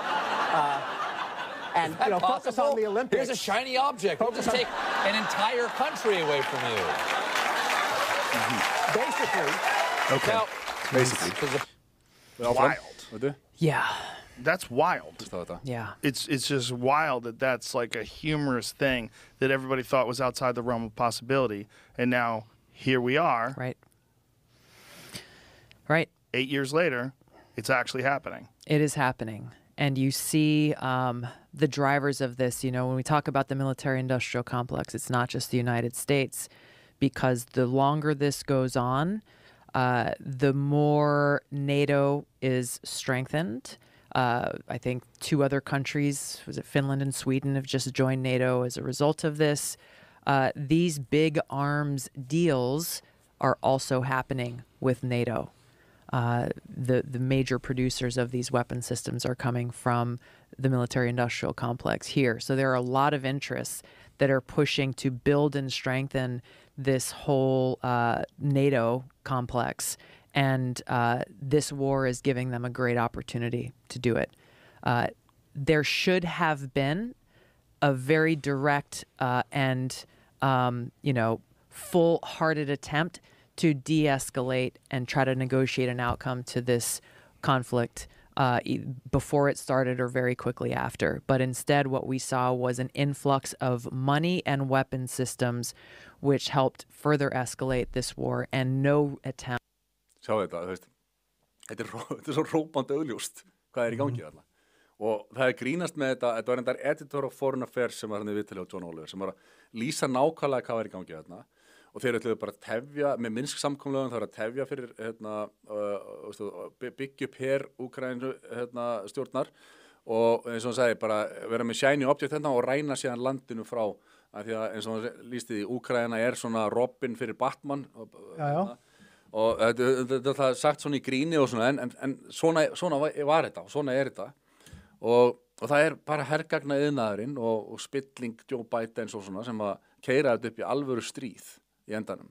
Og þegar Donald Trump talar þið hefðu átt að koma í veg fyrir þetta fyrir 3 árum síðan, og þegar blaðamenn segja, hann lýgur því að þetta hefði verið Úkraínu og Bandaríkjunum að kenna. Bara lélegu blaðamaður. Fullkomlega þannig. Þetta er ekkert öðruvísi. Og svo er þegar eftir, ég var að tala henni upphafið þáttar, áróðursvélina, propaganda machine. Við höfum alltaf séð hvernig Zelensky hefur á þessum 3 árum ferðast til allra þjóðríkja heims bara einhvern veginn og komið og fengið að fara inn í Alþingi og allt bara og vera rosalega svona og hitta einhverja Hollywood stjörnur og vera rosalega maskína í gangi að fá fólk í lið með Úkraínu gegn Rússlandi. Og hérna sjáum við næst utanríkisráðherra Úkraínu í peppferð þarna rétt eftir að stríðið hófst, Dmitry Kuleba mættur í Late Show með Stephen Colbert. Skulum heyra það. Hey everybody, welcome back to the Late Show. It is an honor to introduce my next guest. He serves as Ukraine's Minister of Foreign Affairs. Please welcome Dmytro Kuleba.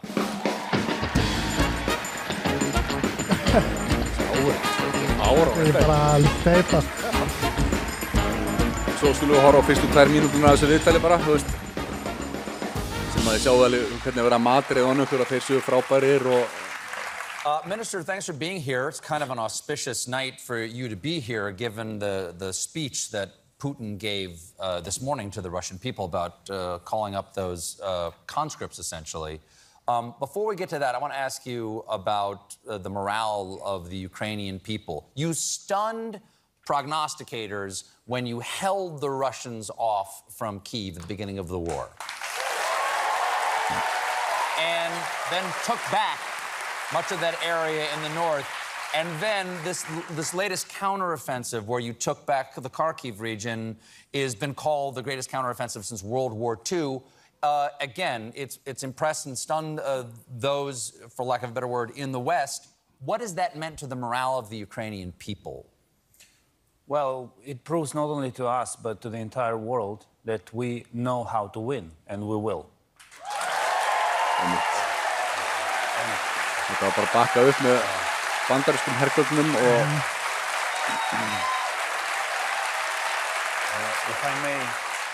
If I may, I just wanted to say that thank you for this round of applause. This is your applause. It's not to me, but to the people of Ukraine and our brave soldiers. Thank you very much. I think you're very right. I think you're very right there. Sjá þetta. Allir með grímu.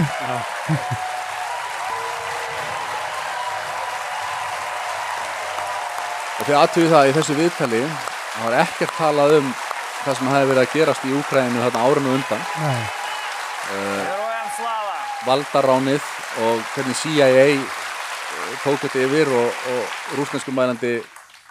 Vladimir Putin this morning said that, among other things, that he plans to hold votes, so he says, on annexation of these Russian-occupied areas in eastern Ukraine. And spoiler alert, he's going to say the votes were overwhelmingly in favor, no matter what actually happens. What does it mean to Ukraine if those votes are held? The Russians claim that is now part of Russia. Við þurfum ekki að sjá meira svo sem, en bara, sjáu þið áróðusmaskinuna að verki, hvernig þetta gengur fyrir sig. Og eins og ég sagði, í þessu viðtali ekkert talað styrjöldina sem var búin að eiga sér stað núna þarna í 8 ár á undan og þessi innrás hafi verið stigmögnun og því heldur eingangu verið bara þið eru frábærir, þið eru að verjast brjálæðing sem hefur ákveðið að stækka og búið til ný Sovjetríki. Það var aldrei ætlun Putin að taka yfir Kænugarð eða eitthvað svoleiðis eða einhver önnur lönd í Evrópu, hann var bara að blanda sér inn í stríði sem var búið að vera þarna í 8 ár þar sem var að murka lífið úr rússneskum mælandi fólki í austur hér Úkraínu. Ég ætla að sjá síðan smá part úr fundinum í Hvíta húsinu þar sem að J.D. Vance undirstrikar hvað þarf að gera. Þarna þess að fundurinn búin að ganga á í 40 mínútur og hann Volodymyr Zelensky búin að hvað eftir annað hafna því að það er að enda þetta stríð og leggja áherslu á hversu mikið illmenni Putin og það sé ekki hægt að semja við hann og eitthvað svona. Og J.D. Vance grípur orðið þarna og segir af hverju það þurfi að fara með diplómasíu inn í þetta. Við skulum heyra þetta. I want to respond to this. So look, for 4 years in the United States of America, we had a president who stood up at press conferences and talked tough about Vladimir Putin, and then Putin invaded Ukraine and destroyed a significant chunk of the country. The path to peace and the path to prosperity is maybe engaging in diplomacy. We tried the pathway of Joe Biden of thumping our chest and pretending that the President of the United States' words mattered more than the President of the United States' actions. What makes America a good country is America engaging in diplomacy. That's what President Trump is doing. Can I ask you? Sure. Þarna síður allt upp úr þegar hann fyrir að segja what do you mean with diplomacy? En við þurfum ekki að sjá meir. Þarna var Joe Biden í 3 ár búin að vera að segja bara Putin is a bad guy, we're gonna win him, man. Í staðin fyrir að reyna að tala hverjar eru þínar áhyggjur, af hverju, hvaða hagsmuni ert þú að verja, getum við tala saman, ekkert slíkt.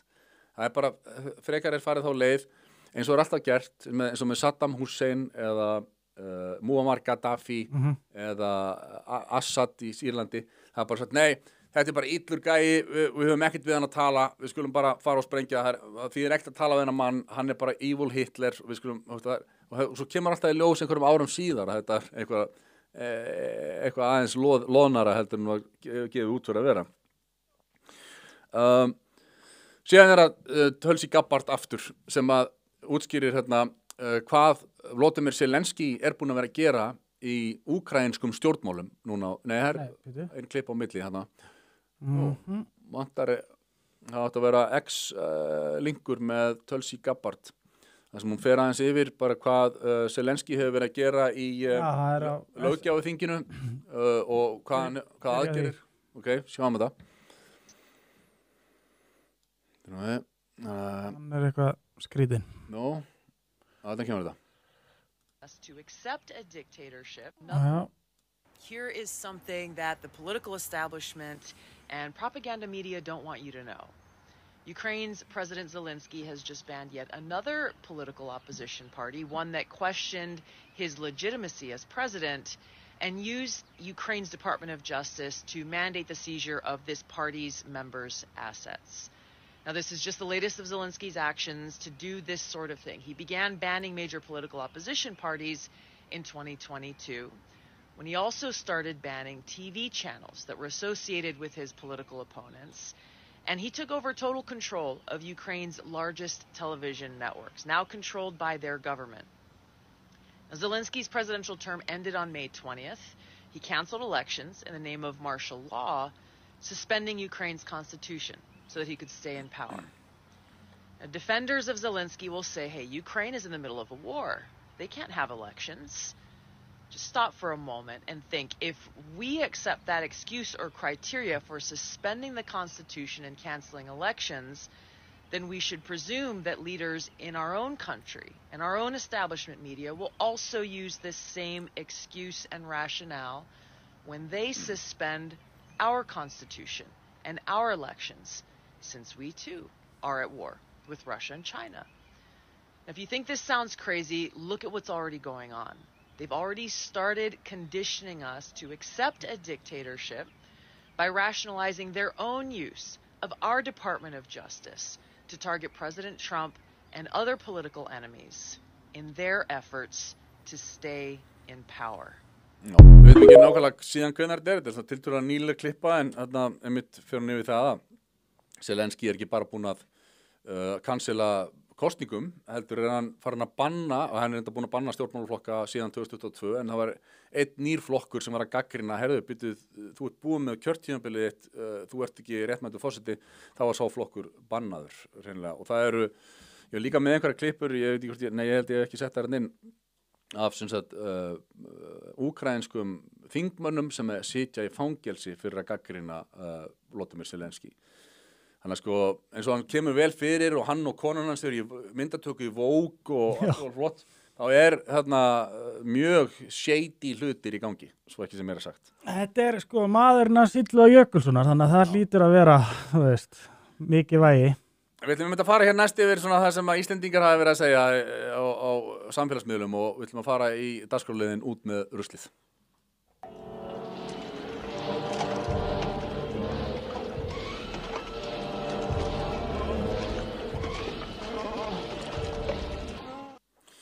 Já, það er áhugavert að lesa Facebook síður valinkunnamanna, eins og segir Illugi Jökulsson. Egill Helgason hafa með status sem er svona, reyndar ekki endilega þetta stríðsástand, heldur svona almennt það sem að gerast í Bandaríkjunum. Á landsfundi Sjálfstæðisflokksins sagði Diljá Mist Einarsdóttir að Vókið væri búið, heimur kjaftaðisins farin, og við sjáum að það eru góður hlutir að gerast í Bandaríkjunum, hvað það varar. Þá segir Egill Helga: þetta skil ég ekki. Ég efast þetta skil ég ekki alveg, og ég efast að það sé brýnt að flytja þennan slag inn frá Ameríku. Herferð Trumpista gegn Woke í Bandaríkjunum beinist aðalega gegn DEI. Það er skammstöðun fyrir Diversity, Equity and Inclusion, sem sagt aðgerðir til að rétta hlut þeirra sem eigundur högg að sækja í skólum eða á vinnumarkaði vegna húðlitar eða kyns. Egill áttar sig ekki á sem sagt að þetta eru aðgerðir gegn verðleikasamfélaginu.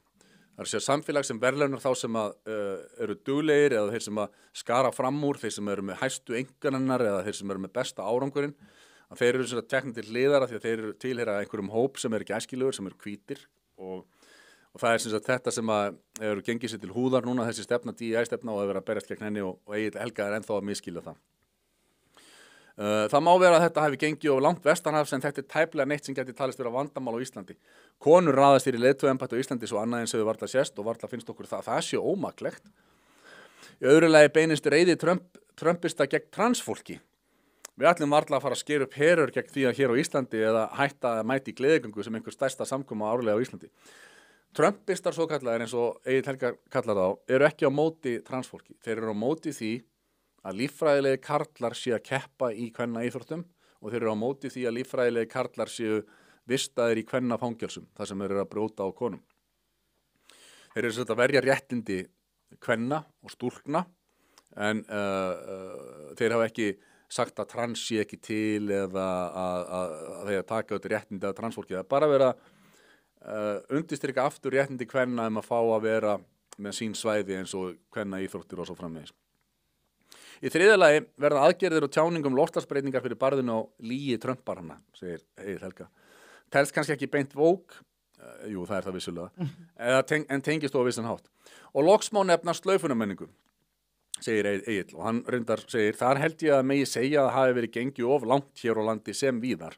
En við skulum þó gæta þess að það er ekki einstefnugata, Trumparar stunda líka stórfellda slaufun og eru til að mynda í óða önn að banna bækur. Nú. Þú veist, það er kannski eru þeir að koma í veg fyrir að það séu einhverja klámbækur í barnaskólum sko, en það er ekki verið að banna neinar bækur og það eru einmitt þessi svokalluðu Trumpistar sem eru áfram svokallar Champions of Freedom of Speech og eru að skamma Evrópu fyrir það að banna orðræðu sem að okkur þykir einhvern veginn ekki viðeigandi eða eitthvað og það er ekki það sem er að gerast í Bandaríkjunum. Egill Helga er alveg út á túni. Síðan er það PR-fulltrúinn Ólafur Hauksson sem að skrifar hvað gera handritshöfundar í Hollywood nú? Hingað til hefur stór hluti bíómynda þaðan snúist samsæri gegn Bandaríkjunum, tilræðin við forsetann, úrræðagóða forsetann, björgun forsetans frá vonduköllunum og þar fram eftir götunum. En hvað eiga myndirnar að snúast núna þegar sjálfur forsetinn er vondikallinn? Oh my God. Gráður og siðblindur hrotti sem snýst gegn samherjum og stillir sér upp við hlið annara af hans sauðahúsi. Það verður ekki auðvelt fyrir handritshöfunduna að semja þjóðrembingslegar hetjusögur af Guðs eigin landi. Og satt að segja er ekki lengur hægt að horfa á slíkar myndir, jafnvel þó þær hafi verið gerðar áður en nógu margt grunnhyggið fólk trúði legonum og skröminu og veitti Trump atkvæði sitt í gullstólinn. Wow. Þvílíkur pistill. En málið er að ég hef verið að reka mig á að það er svona fólk sem að segja að Trump sé hræðilegur. Að það getur samt enginn nefnt eitt sem að er hræðilegt sem hann hafi gert. Nei. Jú, hann talar illa um konur. Já, ok, hvenær talar hann illa um konur? Ég veit það ekki. Okay, það getur enginn sagt hvað þetta hræðilega er sem hann hefur verið að gera. Sko. Það er ótrúlega fyndið. Ólafur með annan aðra sleggju. Já. Það er svakalegt að fylgjast við umfjöllun bandarískra fjölmiðla háttalag Trumps og sendisveina hans í bandaríska stjórnkjörinu, innanlands og utan. Íslenskir fjölmiðlar birta bara brota fréttum hvernig þessi mannskapur hagar sér. Hann er að tala USAID uppgjörið sko. Það er eins og markmið sé að rústa innviðum landsins, eyðileggja vináttu og traust samherja og opna faðminn fyrir einræðisherrum óvinveittra ríkja. Það er ekki verið að gera Bandaríkin stórkostlega aftur, heldur liða þau í sundur og skeita engu afleiðingarnar. Jaha. Og aftur sko opna faðminn fyrir einræðisherrum. Eina sem Trump er að gera er að reyna að fá einræðisherran Putin að samningaborðinu. Hann er ekki að opna faðminn fyrir honum eða það er svo ótrúlegt að þetta fólk því miður virðist ekki ná þessu sko. Og svo að Karen Kjartansdóttir sem er annar almannatengill líka að minnskilja hlutina. Hún skrifar ég kom inn í annan Jæja, nú hef ég skoðað allan fund Trumps og J.D. Vance með Zelensky og séð að þeir ætluðu allan tíman að niðurlega fyrir framan bandaríska fjölmiðla. Það er engan veginn þannig. Ef þú horfir á þetta þá er það engan veginn niðurstaðan. Algjört eineltis hrotta stílbragð. En hvernig stendur á því að mikil mótmæli voru við rússneska sendiráði við innrás Rússa til dæmis frá ungum sjálfstæðismönnum en ekkert heyrist núna? Stendur eitthvað til að mótmæla við bandaríska sendiráði fyrst að þeir eru farin að stilla sér upp með Rússum gegn Úkraínu? Þeir eru ekki að stilla sér upp með Rússum gegn Úkraínu, þeir eru að reyna að fá Rússa að borðinu. Það er eina sem þeir eru að gera. Það er svo bara líka að horfa á þetta viðtal og fá þessa niðurstöðu út úr því sko. Þú ert bara að sjá það sem þú vilt sjá greinilega. Ef þú horfir á allan fundin, þá getur ekki fengið þetta út úr þessu. En þarna erum við aftur að sjá skilvirkni propaganda áróðus maskínunar sem að rekin svo stíft. Erna Ýr Öldudóttir, hún blaðamaður sem að ekki að lepja upp áróðurinn. Hún reyndar mjög orðurljót, hún Erna Ýr, hún orðin svolítið harðskeytt á undanförnum árum. Það eins og hún sé búin að fá nóg. Hún algjörlega komin nóg. Hún segir, það eina sem Zelenski þurfti að gera eftir að hafa sjálfur óskað eftir fund með forseta og varaforseta Bandaríkjanna í Hvíta húsinu til að skrifa undir samning sem hann hafði sjálfur undirbúið með bandarískum embættismönnum til undirritanar undanfarnar vikur, að vera edrú, setja sér hálsbindi, skrifa undir og snæða hádegisverð. Þetta getur hvaða róni sem gert þegar mikið liggur við. En í staðinn kom hann í joggingalla og í kókaínknúnu frekjukasti, sat hann með krosslaða arma eins og krakki, laug, hótaði Bandaríkjamönnum og kallaði varaforseta Suka Blíat, sem rússnesku helvitis tík í beinni útsendingu. Ég hef enga ástæðu til að, og ég sé þetta, það eitthvað vídeo sem hann segir þetta og þeir sem skilja rússnesku, þeir skilja það.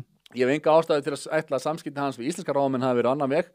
Þessi kripplingur hefur aldrei þurft að bannasöðum eða diplomatískum klókindum að halda, því fram að þessu hefur þetta sníkjudýr skengt sér á embættismönnum Vesturlanda sem hafa opnað hirslurnar og grátið af þakklæti. Hann virtist sem frumur lostin yfir því að geta ekki að þessu sinni þrammað inn á skítuðum skónum inn í hásæti bandaríska lýðræðisins og stjórnsýslu og rifið þar stólpa kjaft. En það hafði hann áður getað gert á Alþingi Íslendinga og í hörpunni af bíótjöldum í stjórnarráðinu og þingvöllum og Bessastöðum án nokkurra vandræða. Já, hún Erna Ýr talar íslensku, svo ekki sem meira sagt. Og svo í lokin á þessu getum við séð einmitt af hverju Donald Trump telur að það sé ekki gott að styggja Putin, það sé frekar gott að vera heiðarlegur við hann og eiga við hann samskipti. Bill Clinton, hann lýsti þessu á sínum tíma, þá var hann bara, þetta 2013 og þá var Bill Clinton bara hylltur sem hetja fyrir að tala með þessum hætti, en þegar að Donald Trump tekur þessa nálgun í dag, þá hann Putin sleikja og einræðisherra vinur. Við skulum heyra þetta. Look. Mr. Putin he's very smart. Well, you know him better than most people. Yeah, I do. What was he like behind closed doors, away from, the sort of the public utterances? Smart and remarkably, we had a really good, blunt relationship. How blunt? Brutally blunt. Ever fisticuffs? No, but I think the right strategy most of the time but it's frustrating to people in your line of work. You should be brutally honest with people in private. And then if you want them to help you, try to avoid embarrassing them in public. Right. Now, sometimes they do things which make it impossible for you to keep quiet. But by and large, I found all the people I dealt with appreciated it if I told them the truth. How I honestly felt and what our interests were and what our objectives were. And they also appreciated it when I didn't kick them around in public for as long as I couldn't kick them around. So, that's my experience. And did Putin ever renege on a personal agreement he made to you? He did not. So behind closed doors, he could be trusted? He kept his word in all the deals we made. Það bara svoleiðis. En nú allt í einhvern veginn ekki hægt að treysta Putin fyrir neinum sem hann semur við Bandaríkin. Það svolítið sérstætt. Fáum meira, við ætlum að fara í fólk sem að haga sér eins og fíbl. Nei, ég svo heppinn að eiga enga vini og enginn í fjölskyldunni þoli mig, þar af leiðandi fæ ég einhver jólagjafir og slagt þess að ekki á jólagjafir sjálf. Já, ég vil enn og aftur undirstrika að það er rosalega mikilvægt að fara á YouTube og horfa á það sem að Jeffrey Sachs hefur verið að segja þessi mál á síðustu dögum, síðustu vikum og reyndar síðustu 30 ár. Hann fer margoft yfir það hvernig hann hefur búin að vara við þessu í 30 ár, allt frá falli Sovétríkjanna og þegar þessi stefna tekin að fara að svíkja loforðum að færa með NATO til austurs. Við ætlum að sjá bara stuttaklippu af Instagram þar sem hann í viðtali hjá Evrópuþingmanni sem man ekki hvað heitir, Perletev held ég hann heiti. Hann vakið athygli í Evrópuþinginu með skemmtilega ræður. En hann hann að taka viðtalið Jeffrey Sachs og hann hleypur yfir svona nokkra mjög góða punkta sem áhugavert að sjá. doesn't even recognize Europe. Why should they be at the negotiating table? Partly because Europe should have been negotiating, but it said, no, we will never negotiate until this moment. But today I heard, oh, well, we weren't invited. Well, you've been there for 3 years. Now the Europeans and Zelensky are saying, oh my God, oh my God. So we shouldn't follow what the US was doing as Europeans? This is basically what you are saying? Of course, Europe should have a foreign policy, but they thought naively they could follow Biden. And I did tell them, repeatedly, you don't let the United States blow up the pipeline that provides the energy for Europe and then sit there like a dumb idiot. We don't know who did it. Well, I can show you the president of the United States saying, if Russia invades, Nord Stream will be finished. There will be no longer a Nord Stream 2. We will bring an end to it. Is that a clue? This is not foreign policy. This is doing what the United States wants, but now you obviously can't just follow Trump. It's crazy to me a lot, like out of the 720 members of the European Parliament, which one of them, majority, they vote to continue this war, to keep sending weapons. Now, strangely, if you ask of all the countries who ignores the UN the most, I'm sure every member of Parliament would say, oh, Russia. But you know what? Let me mention a secret to the members of Parliament. The United States is the country that ignores the UN completely. It's not even close. The United States have been engaged in 100 regime change operations since the end of World War II. 100. Russia just saw the U.S. pushing further, putting its missile systems, putting NATO enlargement, leaving the Intermediate Nuclear Force Agreement, leaving the ABM agreement. Europe wouldn't acknowledge any of those provocations because the only word you could use in Europe is unprovoked. Well, to my mind, frankly, you would say, okay, we understand you had reasons for all of this and many of them legitimate. We have our fears. Now, how do we work this out? Because whatever happens, we're sharing this continent together. Trump doesn't even recognize.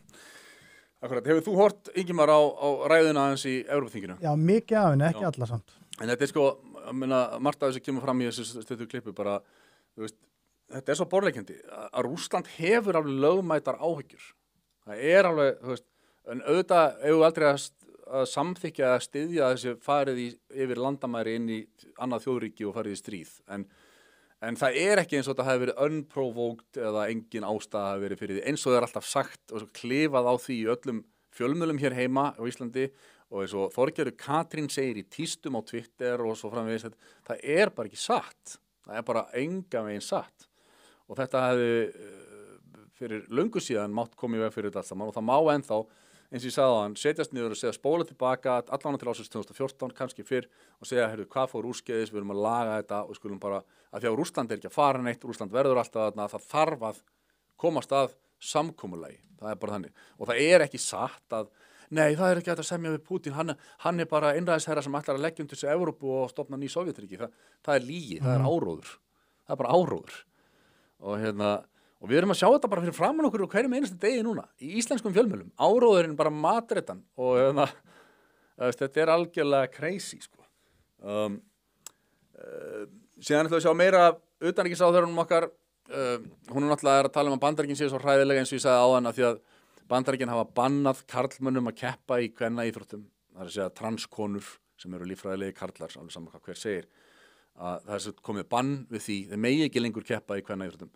Og hún mætir, Þorgerður á alþjóðlegar ráðstefnur, hún virðist reyndar ekki kunna ensku, hún lesi upp ræðu sem einhver hefur skrifað fyrir hana og hún virðist nánast ekki skilja hvað hún af því að ensku kunnáttan greinilega hún alveg mjög skortum skammti. Hún svona eins og Gunnar Bragi þegar hann var utanríkisráðherra eftir Gunnar Braga á Skagafirðinum. Guðmund almáttugur, þetta eiginlega nákvæmlega jafnslæmt.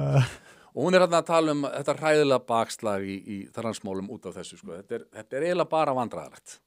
Iceland has also seen progress with regard to LGBTQIA+ rights. We are now number 2 on the ILGA Europe Rainbow Map. We take pride in the policies that underpin this success, and there is broad consensus around them at home. Nevertheless, we are not immune in Iceland to the negative trends that have emerged internationally, the backlash against what I consider progress. ideologies that undermine the existence and rights of individuals, particularly transgender individuals, unfortunately flow now across borders through social media.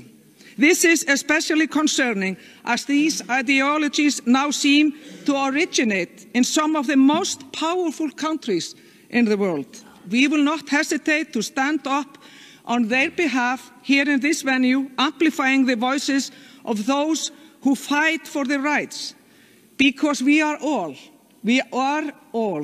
born free and equal. Jæja, það bara það, sko, hún kallar það sem sagt það að karlar fá að keppa í kvennaíþróttum, það progress fyrir henni.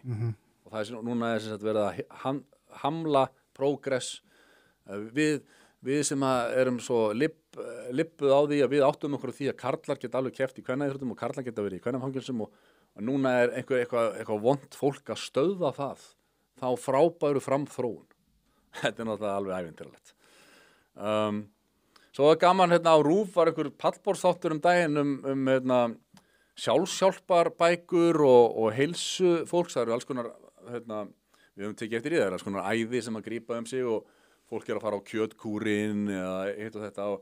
En það eru auðvitað háskólaprófessorar og það eru auðvitað til sjálfshjálparbækur sem að geta breytt lífi fólks. Sko. Ef þú verður mjög innblásinn af einhverju svona sjálfshjálparbók og ferð all in og breytir lífiðinu og nær að breyta hugafarinu, þá getur þú breytt heil miklu.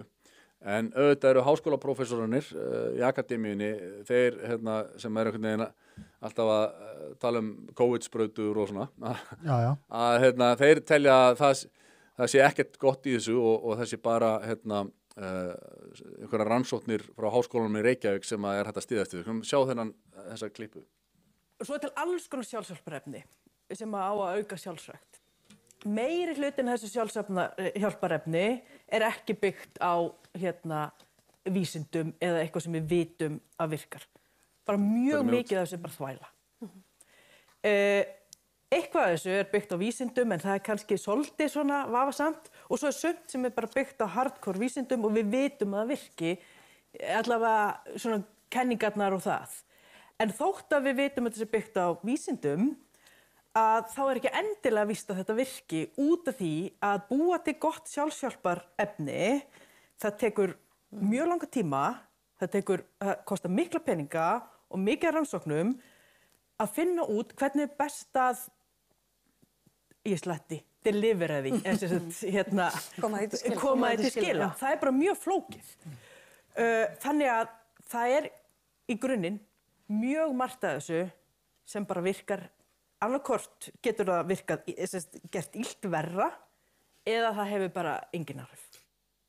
Og svo ætlum við að sjá næstu klippu, Instagram postur frá RÚV, þar sem að Bergþór Másson sannar að hann geitinn á svæðinu, kemur með gott comeback á þetta. Hvernig á fólk að vita hverju það getur treyst? Hlusta á sjálfan sig og hjarta sitt og innsæði sitt og prófa sig áfram og skoða og treysta fólki sem þú treystir. Hafrún. Og svo eru svona eins og landlæknir og HÚ sem að gefa leiðbeiningar til dæmis magnhreyfinga, mataræði, svefn og það eru endalaus af vísindum á bak við þetta, það búið að skoða út í bara þaula, það alveg ágætt að hlusta á hvað þau segja. Hvernig á maður að hlusta á þau þegar allir eru feitir og þunglindir og það offita út allt og þunglyndi út allt og þetta fólki sem stjórnar narratífinu hvernig þú átt að vera ekki feitur og ekki þunglindur. Hvernig gengur þeim? Hvað eru niðurstöðunar? Þau eru að berjast á móti akkurat hinum öflum, þau eru sífellt að gefa út leiðbeiningar en ég skil hvernig þú getur séð það. Þessi svokallaði wellness industry veltir 11 milljörðum bandaríkjadollara á hverju ári nú orðið. Þannig að þau hafa við ramman reip að draga sem þýðir að það erfitt fyrir þau að keppa á móti þessum markaðsöflum sem að vilja selja sinn varning. Sumt af þeim varning gott og sumt ekki. Hvernig á fólk að vita? Akkurat, landlæknir hefur verið að mælast í þess í gegnum tíðina að hætta að borða smjör eða minnka smjör og rjóma og sem var sagt að væri ástæða hjartaáfalla og kransæðastífla og svona sem var bara tóm steypa. Þeir hafa líka sagt okkur að við höfum að fylgja eftir leiðbeiningum WPATH í transmálum sem hafa komið í ljós að eru skottulækningarsamtök sem hafa ekkert með vísinda að gera heldur eru bara hugmyndafræðileg aktivistasamtök og svo framvegis. En það er gaman að sjá hann kontrast þarna í sjónvarpssal. Djöfull var hann mikill alfa-vúlf hann. Algjörlega. En það spar sig og sælis. Og bara akkur hefur að hlusta á það, það virkar ekki neitt. Herði, nákvæmlega, já, ég ætlaði síðan í lokin á þessu, þá var síðustu helgi var ráðstefna í Hörpu hugvíkandi efni psychedelics as medicine og ég vil segja að þetta var ótrúlega vel lukkuð ráðstefna, ótrúlega fagleg og glæsileg umgjörð og vel að þessu staðið. Svo voru fyrirlesararnir algjörlega magnaðir, það voru risa stór nöfn í rannsóknum og geðlækningum og þessum uppgötunum sem við erum að gera mannkynnið á hugvíkandi efnum. Og það var mikil umræða þetta í fjölmiðlum og Bubbi Mortens var til dæmis í viðtalið þar sem hann talaði þetta og þá voru margir sem voru alveg brjálaðir yfir þessu. Ég sá marga status að það sem að vera að tala bara þetta er hugvíkandi hvað, þetta eru bara dópistar og svona. Og þarna var eitt status sem ég rak augun í. Það er sorglegt þegar ég les stóra áhrifavaldið okkar samfélagi svo sem eins og Óla Stef, Kára Stef, Bubba, Frosta Loga og fleiri taka dæmi að ofskynjuna sveppir séu margfalt betri en svefnlyf. Það var enginn til dæmis sagt það berum orðum en þeir eru samt betri en svefnlyf, að svefnlyf er ekki góð.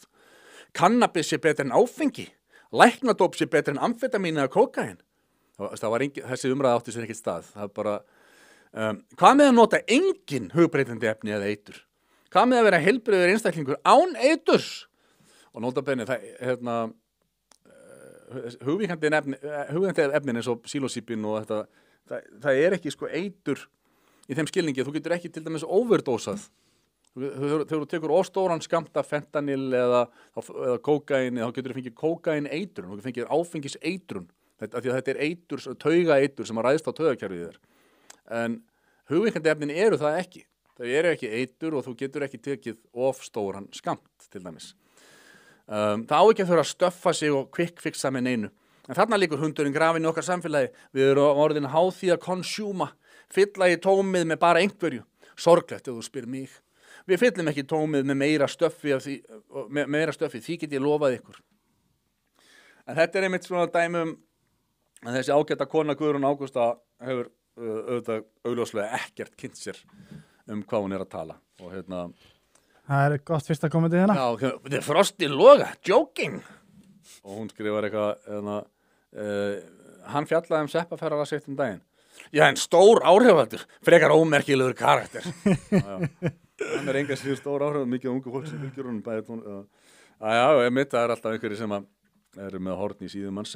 Ég er á báðum áttum með þetta allt dæmi. Já, ég veit. Veistu hvað ég meina? Ég veit alveg hvar þú ert með þetta. Já. Og það eru margir vini mínir á sama stað og þú. Já.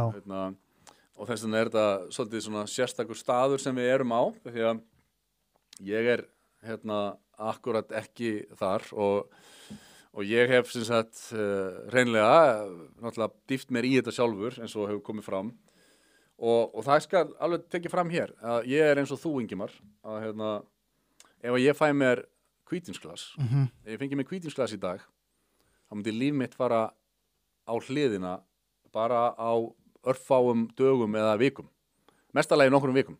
Það færi allt til fjandans í mínu lífi. Næsti þáttur eru mjög skrautlegur þá. Já. Og ég myndi bara missa fótana og það myndi allt fara til fjandans. Algjörlega. Það er hins vegar þannig eins og ég hef sagt frá. Ég fór í svona sveppameðferð árið 2020. Ég fór í svona ayahuasca 2023. Svo fór ég aftur í sveppameðferð 2024. Og það hefur ekkert gerst nema það að ég hef náð betri tengingu við sjálfa mig. Ég hef ekki mist fótana eins og augljóst er. Líf mitt hefur bara blómstrað við þetta. Og það er auðvitað rosalegur mikill munur þarna því að ef þetta væri bara enn eitt fíkniefni eða eitthvað, að þá hefði ég rétt eins og því ég fæði mér rauðinsglas, þá hefði ég bara mist lífið úr lungunum, skilur við. Þetta er náttúrulega bara persónuleg anekdótu frásögn af mér, sko, en svo er þetta svona með marga aðra líka. Og síðan er, og auðvitað er líka til, þú veist, einhverjir fíklar, sko, sem að geta einhvern veginn farið í þetta af einhverju svona öfgakjaftaði, sko. Já, líka kannski eru ekki, það sem ég mestar ágjör er að, þú veist, það einhverju sem eru nýlega orðnir edrú, ekki búin að ná mjög miklu tökum á síni edrumösku, sjá þetta og bara gera þetta röngu forsendum, skilur við? Algjörlega. Það er ég smegu við, sko. Það er ég líka, sko. Þetta hef ég alltaf sagt og ég, passa mig á að vera ekki að einhvern veginn, þú veist, ég hef ekki verið að óta þessu að einhverjum sem er nýja orðin edrú og ég var búin að vera edrú nokkur ár þegar ég gerði þetta fyrst en eins og ég hef sagt, þessi upplifun, það sem maður upplifir þegar maður gerir þetta er svo kraftmikið og svo rosalega áhrifamikið að það er engin ósnortin af þessu og þetta hefur virðist vera í 99% tilfella engangu þau áhrif að maður verður einhvern veginn aðeins betri, ég er ekki að segja betri en aðrir en þú veist, þú verður betri manneski heldur en þú varst í gær. Að ég hef notað mikið áskynnalyfjum, ekki eftir að ég var edrú og ég fekk aldrei fíkn í það einhvern veginn. Skilur mig? Það er líka vísindalega sannað að þetta kveikir ekki á þessum fíknivökum, þetta kveikir ekki á þeim taugabrautum í heilanum sem eru fíknivaldandi. Já, og ég fekk alltaf eitthvað svona teista af eitthvað svona dýpri skilning, hvað eru vandamálin hjá mér, þú veist, að sjá sjálfa mig öðru ljósi og þú veist, alltaf þessuna, þú veist, fekk mér þetta og eins og DMT, það voru bara skýrskilabóð, þú verður hægt að nota dóp. Já, einmitt, þeir sagði þér að nota hægt að nota fíkn. Já, kom bara einhver vera sem bara umlukti mig og sagði, þú verður að hægt að nota dóp. En þú veist, það var að gera þetta réttu fórsetum. Algjörlega, það er bara algjört frum atriði, sko. Herðu, en nóðum það. Við ætlum að hoppa yfir póstþjónustuna og skella okkur beint í lokþáttarins, af því að það er 5 mínútna langt myndband sem ég ætla að leyfa ykkur að sjá með margum töluðum Jeffrey Sachs, kannski halda sumir í sem komið Jeffrey Sachs á heilan, en þeir eru rosalega mikilvægir, menn eins og Jeffrey Sachs, John Mershammer og Ólafur Ragnar Grímsson. Ég nefni þess að þeir deila allir sömu, þeir eru allir með sömu greininguna á þessu ástandi. Og Jeffrey Sachs myndbandið sem er það er, ég ákvað að láta það byrja inn í eftir 2 mínútur eitthvað og þannig að það eru svona 5 mínútur eftir, þetta er svona samanþjöppuð soðin útgáfa af þessum klukkutíma langa fyrirlestri sem hann hélt í Evrópuþinginu daginn og það kemur svo margt gott fram að það mér til mikilvægt að þeir sem hafi ekki hort á ræðuna löngu þið verðið að sjá hvað Jeffrey Sachs er og notabenni, Jeffrey Sachs er búin að vera, hann var ráðgjafi Úkraínu stjórnar í mörg ár, hann er mikill vinur Úkraínu og hann hefur verið ráðgjafi fyrir margar mismunandi ríkisstjórnir, hann er ótrúlega vel að sér í þessari þróun allri og hann er engin þetta er ekki bara einhver gaur. Skulum heyra hvað Jeffrey Sachs segir. We're in the end game, Eamon, of a 30-year attempt by the United States to move the U.S. military and the NATO alliance into the Black Sea region, specifically to Ukraine and to Georgia. This idea goes back to 1994. When it was basically decided within the Clinton administration. It was laid out in detail by Zbigniew Brzezinski in 1997 in his book, The Grand Chessboard. I've been watching this year by year for these 30 years, and I believed that it would come to grief, and it's coming to grief. Ukraine has lost perhaps a million people to death and a serious injury in a war that never should have taken place. This is like China or Russia trying to establish a naval base or a military base in Canada or in Mexico. You could imagine such a scenario, but the United States would not take kindly to it. Russia told the United States for 30 years, don't come to our borders with your military alliance. The U.S. thought it had all the cards. The U.S., and I've gone through this with Americans again for 30 years, saying you've exaggerated and so forth. So what do I make of what happened last week? Basically, that Trump does not want to hold the losing hand that Biden was playing. Biden thought in 2021, we have all the cards. We can push NATO to Ukraine. Russia can't really resist. That's been the American attitude for decades, literally. They thought economic sanctions or our weapon systems, the HIMARS and the ATACMS, or unrest inside Russia would mean that the U.S. would get its way. It was absolutely obvious that this was wrong. Going back to 2021, I tried to tell Jake Sullivan, I told the White House, I tried to say to everybody, you're making a terrible mistake. Well, in the end, Trump doesn't want to play a losing hand, so he's cutting his losses. He's saying we're not going to back a war that's going south, that is losing, and that's basically the end of it. As somebody who tracks this very closely and who's been studying it for decades, are you concerned that instead of being an honest broker between Russia and Ukraine, a Trump-led United States is simply siding with Russia at Ukraine's expense, as you said, to avoid this kind of losing hand, and that this could be more devastating for Ukraine down the road and perhaps other countries in Europe? Because what some in this country argue is that if Ukraine falls, or somehow its territory is lost to Russia, it will only embolden Vladimir Putin and the Russians to say they can do this again during a Trump presidency. When I was 14 years old, General Westmoreland said it's the domino effect. If Vietnam falls, all of Southeast Asia will go communist. This is a meme of American foreign policy for decades. No, I'm not concerned about that. What I would say, absolutely, that Americans should understand, in March 2022, a peace agreement was on the table that would have ended this conflict. You can look up, because the New York Times kindly provided us with the text of the April 15th document, which was nearly ready for signing. The United States and the UK told the Ukrainians, don't sign, don't accept neutrality, fight on. This was the terrible mistake.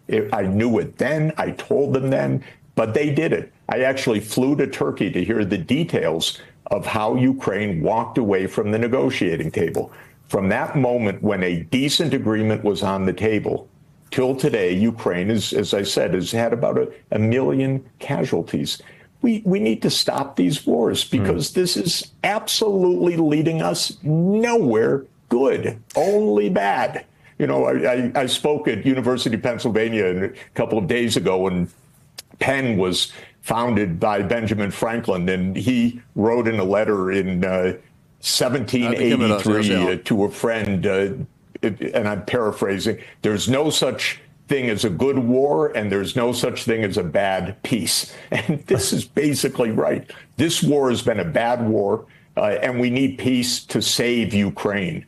This is the point, to save Ukraine, not to use Ukraine for our purposes, not to use Ukraine to weaken Russia or to use Ukraine for strategic minerals, for heaven's sake, but to let Ukraine be sovereign and stable with neutrality, which is, if you look on the map, what is the natural thing for Ukraine to be? Í stuttumáli, óöldin í Úkraínu síðan 2014 hefur geisað alfarið á kostnað Úkraínumanna vegna utanríkisstefnu Bandaríkjanna. Og við erum að tala stefnu Bandaríkjanna fyrir Donald Trump. Donald Trump ekki að taka þátt í þessari stefnu lengur, þess vegna allir í sjokki. Það búið að beygja af þessari stefnu Bandaríkjanna og Evrópa hefur fylgt Bandaríkjunum í einu og öllu fram að þessu, og þau eru í sjokki að þessu búið að beygja af stefnunni. En þetta er málið. Það er bara bandarísk utanríkisstefna sem að gekk út á það eftir fall Sovétríkjanna að þá væri þetta bara einpóla heimur, og Bandaríkin töldu sig bara eiga heiminn og þau getur gert hvað sem þau vildu og þurfti ekki að tala við neitt og ekki semja við neitt. það kom Úkraínu á kaldan klaka og það er ótrúlegt hvernig við lepjum upp þessa áróðusmaskínu narratífu sem er sett fyrir framan okkur. En hingað ekki lengra, ekki hér allan í Harmageddon og við vonum svo sannarlega að þriðja heimsstyrjöldin sé ekki bara rétt handan við hornið. Já, lítur allt út fyrir það. Bandaríkin eru bara að bakka út úr þessu, þau segja ok, þá bara skulu þið eiga ykkur og kannski bakka þér út úr NATO líka. Evrópa hins vegar ætlar að taka sér saman og efla herinn hjá Úkraínu, dæla í hann meira af vopnum, dæla í hann 100 milljarða í viðbót af hergagnaframleiðslu. En þeir tala ekkert að ætla að tala við Pútín. Það er enginn búinn að minnast einu orði á það að ætla að heyra í Pútín. Þannig að það er ekki beint bjart útlitið sko. Það verður að segjast eins og er. En við sjáum til, vonum það besta, búumst við því versta. En Harmageddon er komin að leiðarlokum í dag. Við þökkum ykkur áskrifendum kærlega fyrir samfylgdina og við þökkum okkar stuðningsaðilum Rekus, Caveman og Biofit. En við minnum á að það er alltaf gott að hugsa vel það sem ætlar að segja áður nú segir það, en í Guðanabænum segðu upp á það sem þú ert að hugsa. Takk fyrir okkur og Guð blessi heiminn allan.